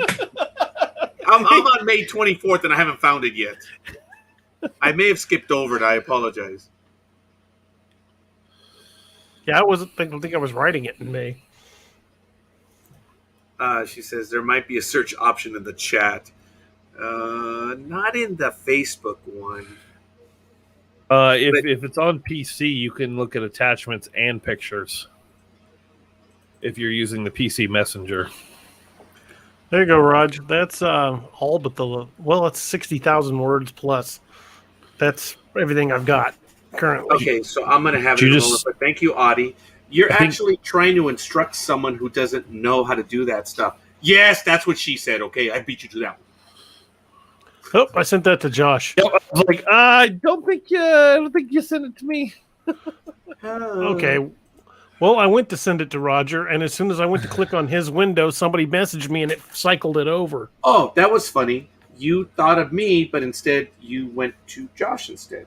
Should I? No, it bumped it over. I feel offended, Josh. While Roger's pulling that up, there it is. Whoa, hey, that's what she said. Do you want me to show the site real quick? Yes, I got it pulled up. By all means. Lucky bastard. Hey, you did all the work. Yeah, 26 years ago. That is awesome. Hey, that blog looks familiar. It does. It should. Yeah. It's your blog. Just in a new format. Yep. Hey, Luis, did you see it said ROGER?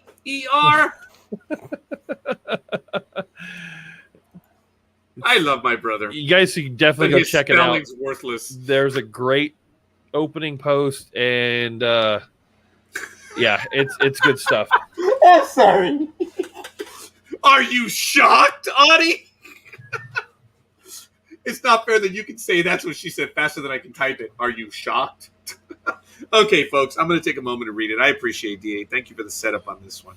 So let me switch to the view so I can view it and see the one screen read mode. Here we go. So, ladies and gentlemen, I'm going to start right now. This is a not shock. It's because you're on video. We're good. Prologue. I promised I'd show up with a haircut, a new hat, and pressed suit. But I lie a lot. Carl Kolchak the Night Stalker. 11:45 p.m. May 23rd, emergency room. Banner Payson Medical Center, Rumsey Park, Arizona. Damn, where's my prop? Okay, my old sucky wallet's going to have to work because I don't even have my phones with me. Yeah, I'm done. That's the medicine. They say you should never poke a bear with a stick, said Roger, talking into his digital recorder.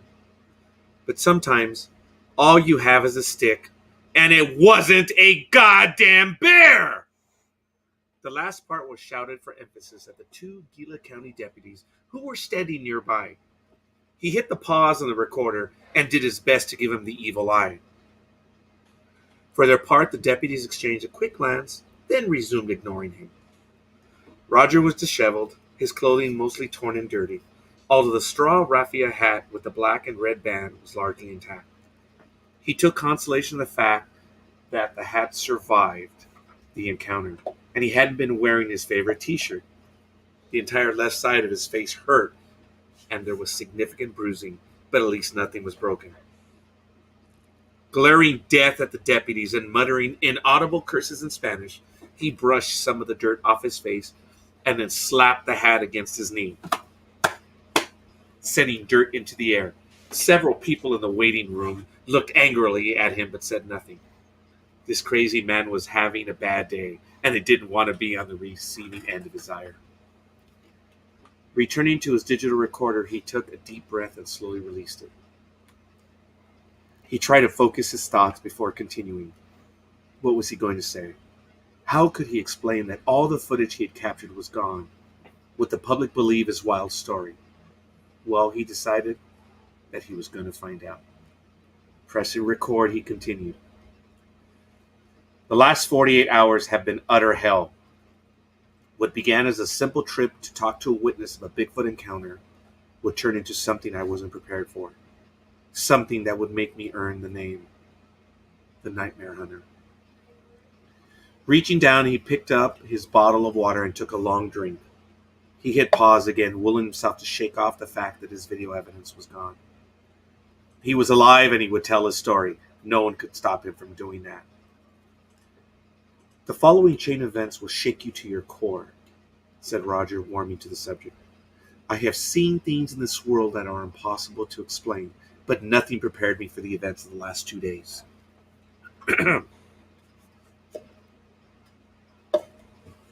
The Nightmare Hunter with Roger Noriega. What had started as a passing curiosity about cryptid and monsters had turned into nearly a full-time job. Once he asked that one simple question, who in the audience tonight has had an encounter with a cryptid that they would like to share? It started with one, but soon dozens and then hundreds of encounters were flooding his internet messenger and email. The Nightmare Hunter went from curious internet reporter to full-fledged investigations that emerged from some of the sightings. In his mind, it all traced back to the infamous footage that was taken nearly a year ago in Arkansas. The viral video of the two werewolves fighting. When he first saw it, he thought it was fake like most people. But then he watched it closer. It was clear that this wasn't just CGI and actors. Fair enough? That's good. Yeah, I think that's the furthest I've gone. I don't want to go any further. Oh my God, Audie, I didn't see these. That is funny. I love it. What do you poke the bear with? I don't know where Dream is. If Dream were here, he'd be able to answer that one. And then you should be sponsored by your wallet brand That is funny. Yeah, I don't know the name of the wallet, but I think I purchased it either at J.C. Penney or at one of the other ones, but it was probably J.C. Penney. Excellent, Patty. We'll have to talk about this. If you have Kindles, then I would be more than happy to get them on the Kindle. I don't think it's even listed yet, is it, DA? No, it's not done. It's not. Yeah. Ah, very good, Audie. Thank you. That's what she said. All right, we're gonna get my hands on this. Yes, the story. I'm hoping to have it in edits by midweek. You see, and I don't want to read this one yet because I'm still a book behind. I've had a lot of trouble with the most recent Apex Predator. Mm-hmm. Is that Blood Moon? No. Yeah, and, no. The most recent Apex Predator is Horned Moon, and then you've got the Wild Hunt book. Yes, and everyone knows what's happened in the last 2 months, so my reading has dropped to 0. You definitely need to finish Horned Moon before you read this. Yeah, I'm about 14% of the way through, or maybe 24%. I'm not certain, but yes. Oh, damn that! My wallet came from the Orange County Fairgrounds. That's funny. That's pretty good. He purchased his wallet at Montgomery Ward. No, it's not that old, but it is the larger wallet. The one. Oh shit! It's upside down. And now he needs a new one. Yeah. Oh, yeah. I do. Actually, I do need a new one because it's ripped on the inside, and you see, here's where you put the money in there to hold it, but even then, it's ripped. And it's a good wallet, but I'm looking for replacement on it, and I just haven't gotten it. That was funny, huh, Audie? That was. I lifted it up, and whoops, my old expired PayPal cards. So they're there. And what else do I have in here? Ooh, another expired PayPal card. See, I hide stuff when I'm going to get rid of. Oh, look at that. Is this one still valid? Actually, I think it is. Yeah. Actually, this one is still valid. So I'm going to have to put that one aside. These I have to destroy. But anyway, yeah, that was funny. But all right, I'm not going to read any further. I do have to catch up myself. Patty, DA, would you put the link to your website and all the books that you've written? Sure. And Patty, I can talk to you about the series. DA, do you have a new DA verse that you could talk about in these last few minutes? Sure. Let me get that link posted. And I believe I've got the picture in the brand of the completed timeline. If not, I can get it. Josh, can you tell she's my cousin? She's to me, man. All right, give me just a second to find the timeline. Patty, I was giving the card out to others. I have a wallet. It's a Star Trek wallet. It's a Federation Starfleet wallet. I don't have it here right now because I just don't. But it's inside, of course. But anyway, I thank you for... Oh, yes, DA, please. Oh, facts? You call those facts? Okay, all right, I get it. But there we go. Those look good, daroberts.net. But I know we do have some images. I don't know if they've been uploaded yet on the... Oh, there it is. Look at that. So, folks, you really have to take a look at it. But that's where we are in the DA verse. So, DA, would you tell us what this means? Well, I've got 4 series, which is about to become 5 series, running concurrent. 7. Yeah. Apex Predator has 4 books thus far. It's Apex Predator Wolf Moon, which is the first. Apex Predator Blood Moon, the second. Apex Predator Hunter's Moon, and then Horned Moon are the 4 books in the series. Then I have the Lakeview Man series, the Codename Wild Hunt series, the Nightmare Hunter series, which I'm writing the first book of the series, and the next book will be another one of my sci-fi series is going to be called Man's Marauders. So they'll all be active series at the same time. This is the timeline, so to speak.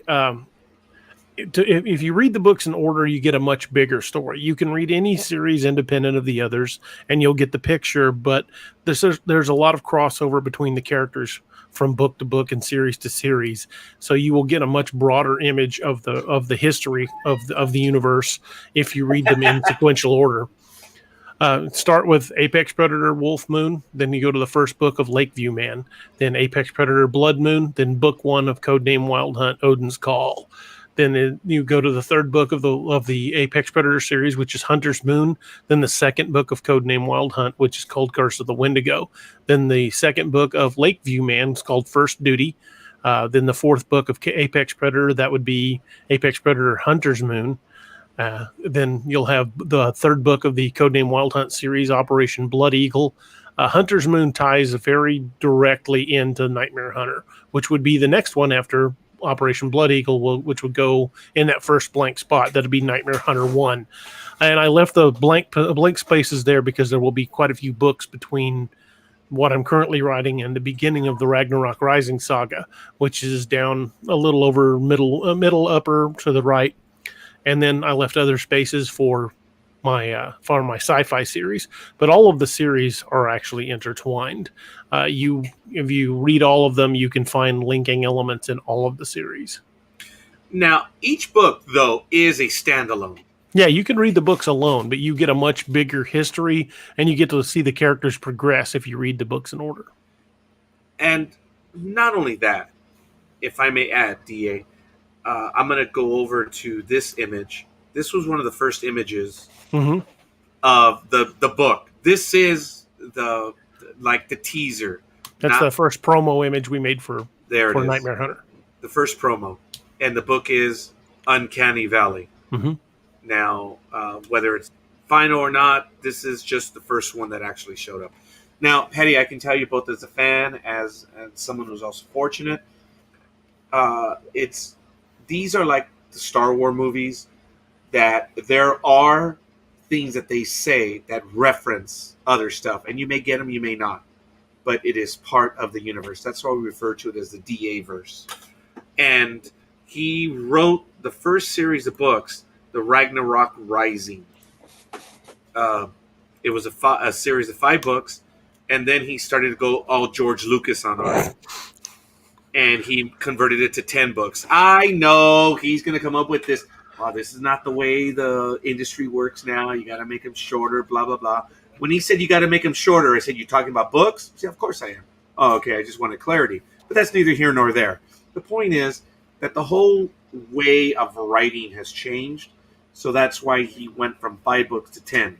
I just call it George Lucas envy. But whatever.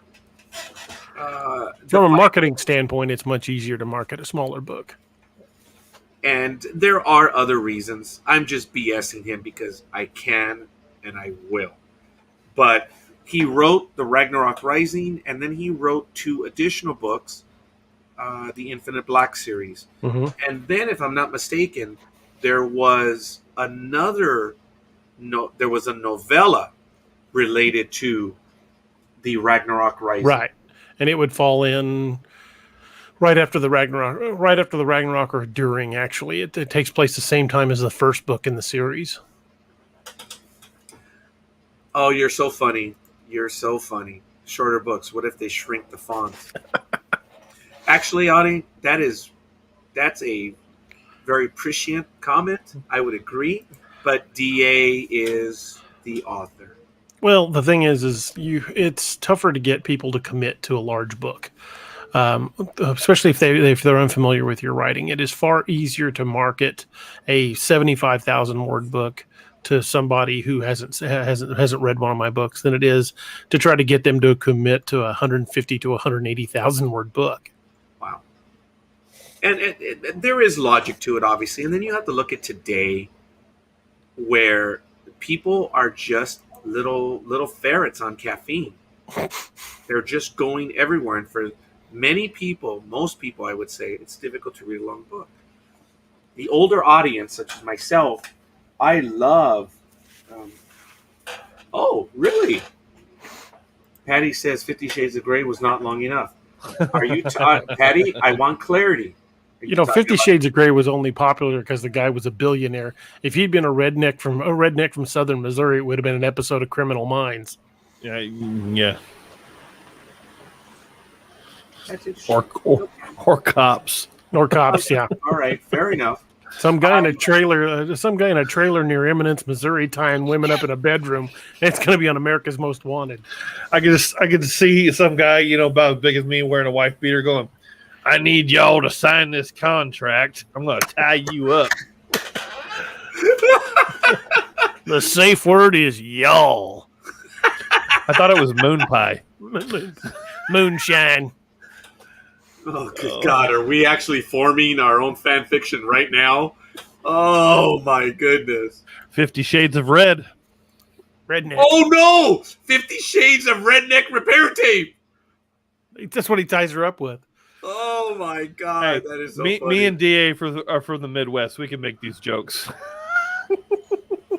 50 Shades of Inbred. He's tying up his cousins. Moonshine. Not pie. Moon pie. Moonshine. That is funny. So, there is an immense universe, and you just killed it for me.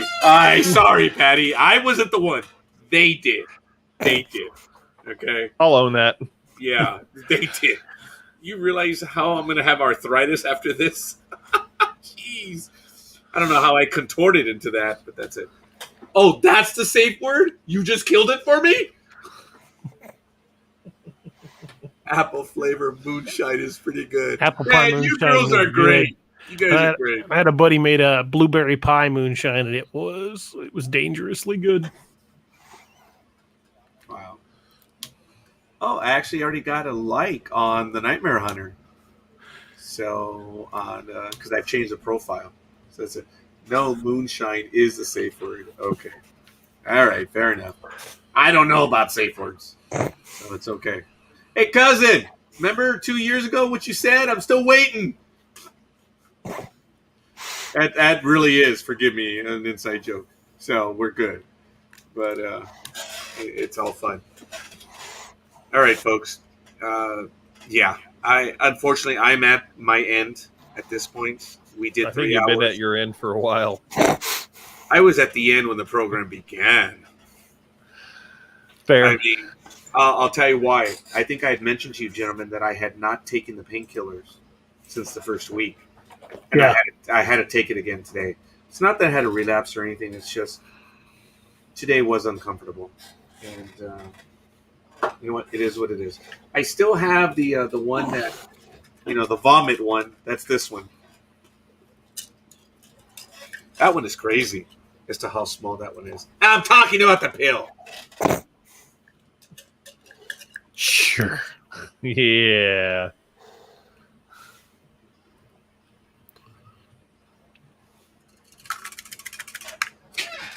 That's all I had. That's all I had was to shake my pill bottle at you. Small steps are still steps. Yeah, I'm not going to go there. Not better than pineapple. That's funny. So are we hearing some of our...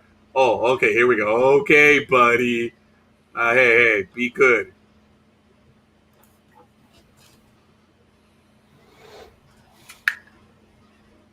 That was once.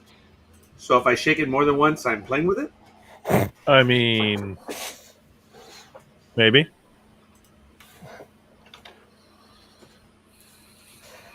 I'll just put it down before it becomes dangerous. All right, we're good. DA, you got any last thoughts? Nothing's popping to mind. What? Don't even say that. It was made clear by the chat room. Josh, anything else? Nope. I thank you guys for stopping by.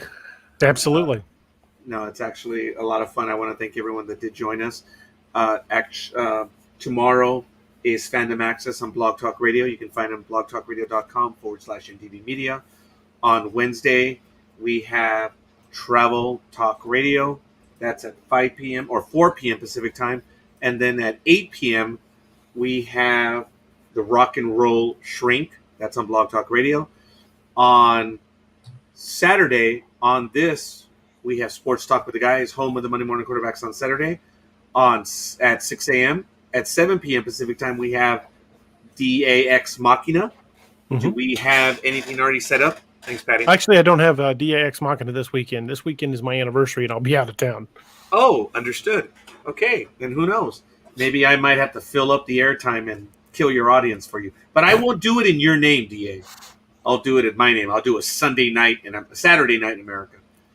And then Sunday, I believe we have All Tower Media. All Tower Media State of the Nerd. And that is at what time? That is at TBA. We're shifting the format. Let's say 10 p.m. Eastern time right now, maybe 10:30 Eastern time. Oh, okay. Well, that's 7 p.m. or 7:30 our time. We'll I'll get it scheduled here in the next day or two on all the sites. There'll be a notification. Excellent. You got a little bit of love there, DA. Yes. Thank you. Be 28 years this year. Yeah, congrats, man. That's awesome. Really? And is it Saturday? Mm-hmm. Oh, wow. I hit 28 years just because I'm still counting. I kept the promise. Just because someone else didn't doesn't mean it's still not valid. Anyway.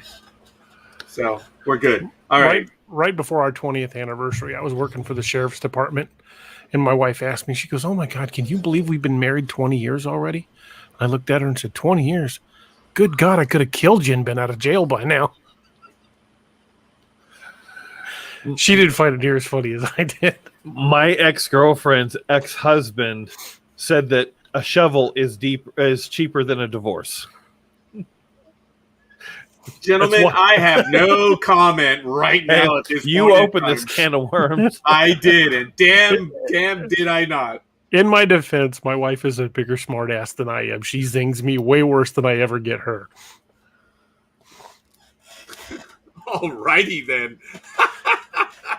You wouldn't have to meet her but once to understand I'm hopelessly outclassed. Not wrong.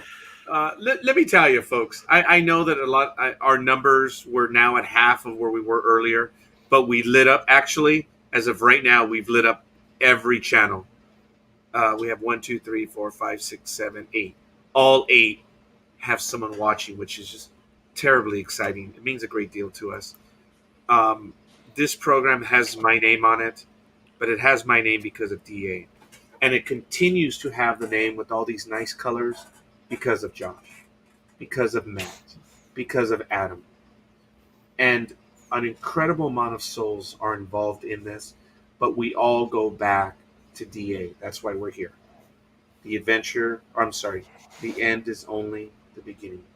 What a tagline. It is just absolutely incredible. DA has stated, and I'm taking his thunder, join me in this adventure. I've said many times, stories are journeys we take together. Man, thank you for joining me on the journey.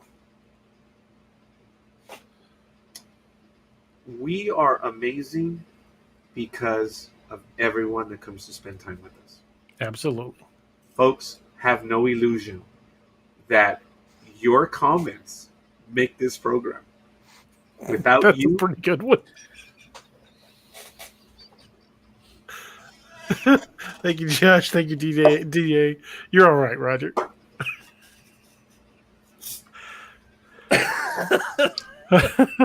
I wish I had the liquor. Let the sarcasm flow through you. Or my Bane voice.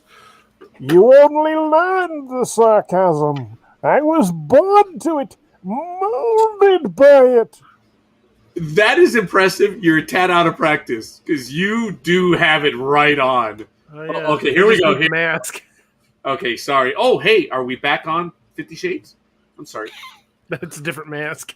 That's one with a zipper on the mouth. I wouldn't know. I mean, this is the Bane mask from Batman.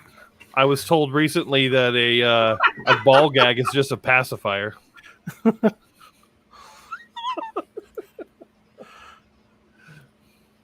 Oh, no, Tim, thank you. You make the program as well. All of the comments, we get most of the comments. We do miss a few, but it's because it's very active. And, we're little ferrets on caffeine. We enjoy it. But we do look at all of your comments. And we may miss one or two, but we try to answer them all. You guys are spending time with us. Guys, that's the most finite,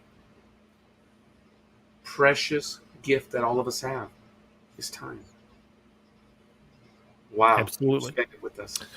Time is a weird, chunky soup. Yeah, and because of the hydrocodone, I'm getting damn emotional. I'm not going to end this one. We're actually still climbing in viewers. It's starting to go back up. Oh, yeah. You know, Roger's coming with the, hey. Where can I see all comments? I need friends. Patty, I friended you. That's the thing, folks. Because we're on so many platforms, some of the comments come through, some of them don't.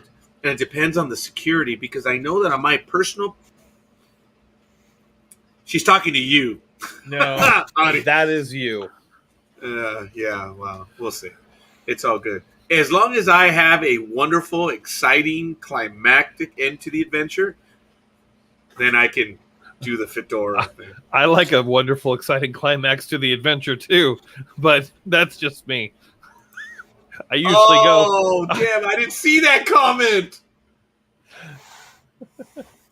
That's funny.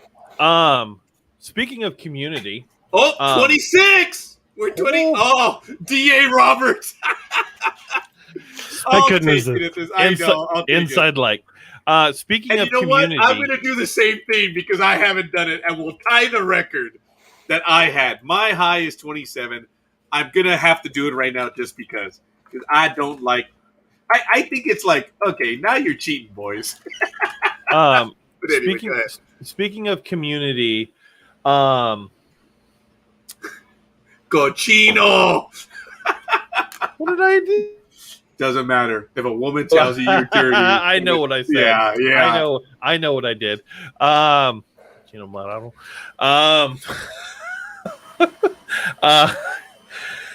I know Spanish. I lived in California, man. Speaking of community, there is a Discord server for D.A. Roberts. Kind of the whole community, anyone.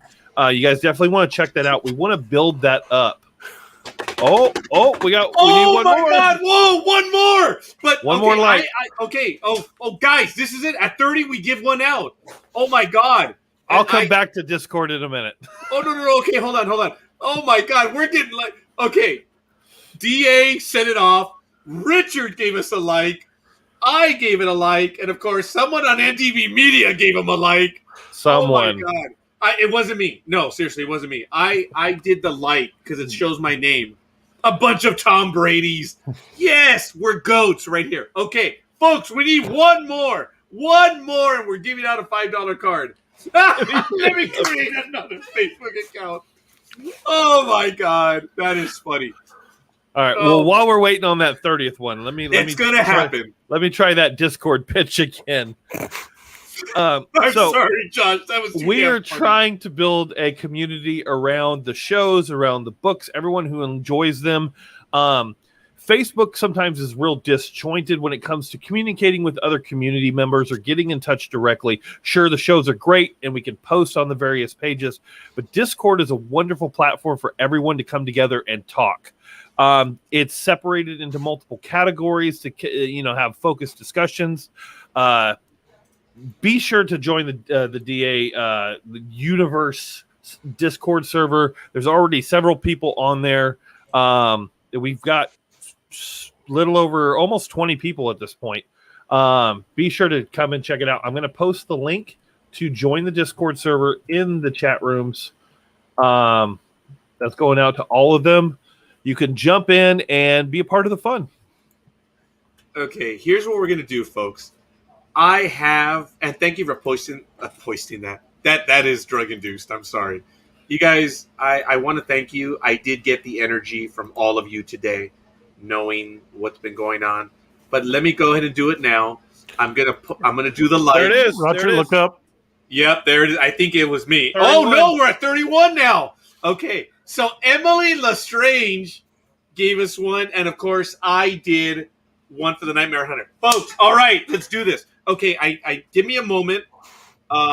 Josh, I need a number generator, please, because I got to get everyone's name on this. So help me out. Folks, we're going to give out the $5 one. We're at 31. So the last one that I had to pick was D.A. Roberts. Okay, and then I have Richard Sullivan. I should get more emotional. Just kidding. How many what number? How many numbers do you We're want at 31. Obviously, we're gonna take like my name's off the Indian Yeah. Media one. Altar Media, that stuff. So, Yeah, we're obviously gonna do those. well, But I'll run it, and if it's one of those, just have us rerun it. yeah, and hold on, I'm gonna do. Oops. Yeah, because I've got Roger D. Noriega, and then I have Roger Noriega. So okay, we're there. All right, so hold on a minute. Let me make sure we're in order. Okay. Okay, I've got everyone in. All right, let's do this. 28. You want me to roll Okay. again? No, wait, hold on. We're at 31. So 31 is me. Emily Lestrange is 30. Roger D. Noriega is 29. Richard Sullivan! He is number 29. Very And, nice. Folks, here it is. Check it out. There's the list. I've been adding everyone to the list so you can see everyone is there. And we just went with that. So that is absolutely awesome. So we're going to be doing this again. This is a lot of fun. 31. I only have one thing to say. Mr. Sullivan, I will get you via... I don't want to do PayPal. I want to do Zelle. But something is mine now. Do I get Remy? Do I get that little thing? Yeah, there it is. That's it. I will But, get I it put in the can't- mail. Folks, it's taken us a little while to get over 28, which was the highest. But again, I now have the highest, 31. But I have the highest because of Josh, DA, Mr. Price, everyone that was on with us. This is just a number that we get to shoot for and now say we want 32. That's all it is. We're flattered. It's awesome. But did it get on my nerves that they cheated I mean, that they had the number for a while? Some dirty pool there. Actually, what was so cool, what was so funny was what everyone was doing. I'm like, wait, let me create an account. We didn't care. We just wanted to do it. So it's cool. It's fun. Mr. Sullivan, you got to be on with us. I hope you still are. You might be on one of the pages where your comments don't show up. Because if you're on my personal page, the privacy is higher. So we don't see the comments. So we actually know the likes are higher. But we go by the open pages, and we are here right now. I brag because it happened on this program, but I brag because of all my co-hosts. We did it. Because I told you, if I'm here alone, I don't get those likes. I readily know that. So, Mr. Sullivan, we got it. And just because everyone was playing, Josh, screw it. Let's do another one. I'm going to do 2 tonight. Oh, all right. Sullivan won. And you guys already know the order. I'm not cheating. So they're not exactly in the order of the likes. But there's Sullivan. There he is. Okay, so can we have one more? Sure. You would do it. Put it on screen and then flash that little button. And then I'll have actually 2 more announcements on top of that after we're done doing this. Wow. Wait, hold on. We're up to 32 now. Okay. Oh, the Nightmare Hunter with Roger Noriega. Bunch of cheaters. And that wasn't me, but I'll take it. Nightmare Hunter with Roger Noriega. Okay. Is that the one right there? Ready? No, I haven't ran it yet. Go. 12. Okay. So we have count with me: Patty, Josh, Ron, Luis, Thomas, Roger, Cindy, Adam, Tim, WJ Lundy, Aurelio Lopez, Joseph Cautillo. Joseph. It's Joseph Cautillo, right? Yep. Okay, there it is. So, we got to get a hold of Joseph Cautillo. Does anyone know him on Facebook? I do. Okay, DA. Excellent. What I'm going to need their email accounts, and I'm going to zell it to them tomorrow at the earliest. And then what I'm going to ask, if they could take a screenshot and show it when they come back to the program. Because for me to take a screenshot, I think it's better that the winners do that. And it's kind of fairer that way. But anyway, I want to thank everyone for playing. This was fun. It's $5 each, so this is cool. DA, what can they buy with $5? They could buy a Kindle edition of any one of my books. This is cool. You know what we should do is I should buy the book from you and give that out. Actually, we should do that. I think we'll do that next time. You could buy my 99-cent short story. Whoa, what's this, Josh? I just felt like I have one, but no, go buy DA stuff. It's so much better. You have a short story? Yeah, I do. Audie, if you don't have a Kindle, you can install a Kindle app on your phone that allows you to read Kindles on your phone or any tablet. Yep. Or you can also do it from your desktop computer. Yep. Yeah. I use it on my browser right here. Yeah, there's the winner right there. So this is cool. Richard, tomorrow, I'm looking forward to it, as well as I'm going to need Mr. Joseph Cautillo's address as well. So this is cool. I sent you his contact on Facebook. I can't find his email address. That's cool. But I think we could announce it directly to the site. We'll tell him, dude, you won. So that's the thing. I should have said that before, folks, that for all winners, please, we do need a screenshot of you receiving it, okay? That makes it fair, and that makes it honest, and that also means you got it, and I don't want to hear it. So it's good. That was exciting, guys. That was fun, because we haven't given stuff out in a while. That one was cool. So, Josh, you had some announcements? Yes. One of them you're involved in. A joint effort between NDB Media and All Tower Media starting on Fridays, not this coming, but the following Friday, Spoiler Cast, the sequel. So I don't know if anyone from All Tower is watching or had watched it. Matt and I used to do a show called Spoiler Cast where we'd watch movies and we'd talk about within the first couple of days, sometimes the night of the release of a movie. And we'd talk about the movie as if we don't care about spoilers, because personally amongst our circle of friends, we didn't care. So that is going to come back. And Roger and Matt will be hosting that show. Allie might be involved. She mentioned she wants to be re-involved in some of the shows, so she may be, but Roger and Matt will be the main hosts of that. And then in addition... by the way... Yeah. Spoiler Cast. There's spoilers in it. I wish I could upload just audio. I don't have it paired to a video right now, but we have basically a disclaimer at the beginning, and it's Allie going, if you're listening to a show called Spoiler Cast and you're offended by spoilers, we don't care. That's pretty much what it says. There's a little bit more to it. That in the description, yes. Yeah. We wanted to have it in the pre-roll. We're working on a calendar. Actually, we are. I already have the calendar. I haven't been able to give them access. Josh did give me the appropriate emails, but I'm sorry, my brother. I guess you could tell I have been having trouble the last 2 days. We'll eventually get it posted up somewhere, and then that allows us to each post our different shows, so there's no overlap. Last announcement I want to put out is NDB Media has a Patreon account. All Tower Media has a Patreon account. Coming up very soon, D.A. Rogers will be having a Patreon account. Who's Whoa, D.A. Rogers? That was a D.A. Roberts. Clip. I love it. Done. It's not the first time I've done that either. D.A. Roberts. One now. Oh, we need to get on that Photoshop. Just kind of merge your two faces together. Yeah, I know. D.A. Roberts is going to have a Patreon account very soon. And I'm helping him work on it and get it up and going. You guys will have some really kick-ass perks for joining his Patreon. There's some stuff that I want that I might just have to put in on it too. But there's some cool stuff coming down the pipeline for a lot of stuff, and go check out the nightmarehunter.com.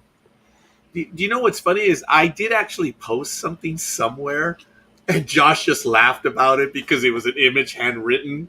He says, "Yeah, dude, let's do a little more professional." It is, but I did it so everyone could see it. I was talking to DA about a calendar because I was like, "We need to do one," and I go, "Well, Roger has a paper one, but a lot of good that does us." I do. I have it. Run the Budweiser commercial one more time. It's not shareable without a photocopier. You're funny. You can fax it to us. Yeah. You guys are funny. We are going to play the video one more time, and I think that will be our outgo. Folks, it was an emotional video. I love it. It is something that we will play regularly, but it did bring a tear to a real emotional tear. And this is from us to you. It's all of us. DA, love you, my brother. Thank you. Josh, I love you, my brother. I thank you. For everyone in the audience, it's obvious. We appreciate you and we love you and we thank you. So we're going to do this one and we are out of here with it. DA, could you remove the nightmarehunter.com? I am on it. And then we'll do the video. Awesome. Good afternoon. In less than a week, we hope to fire up our grills and launch one of the biggest 4th of July celebrations in the history of the United States. The United States. Those words have new meaning for us all today. And whether you drive a pickup or a hybrid, you live in the heartland or on the coast, or whether you pronounce it America or Murica, we're all Americans. Seldom on the same page, but reading from the same book. On holidays, anyway. Perhaps it's fate that this 4th of July, we gotta once again come together to lend a hand to those less fortunate whose fate still lies in the balance. We're fighting for freedom for all, not from alien invaders. From separation, from being cooped up while baking bread and ignoring basic hygiene. The time has come for us to get fresh, gather the crew, and eat veggie and meat burgers till we sweat. And then, let's work together towards a future where everyone can come to the party. And should we win the day, the 4th of July will no longer be known as an American holiday, but as the day when the world declared in one voice, we will not go quietly into the night. We will fill the sky with so much light and freedom, this thing will rue the day it ever messed with us. Together, we celebrate our Independence Day.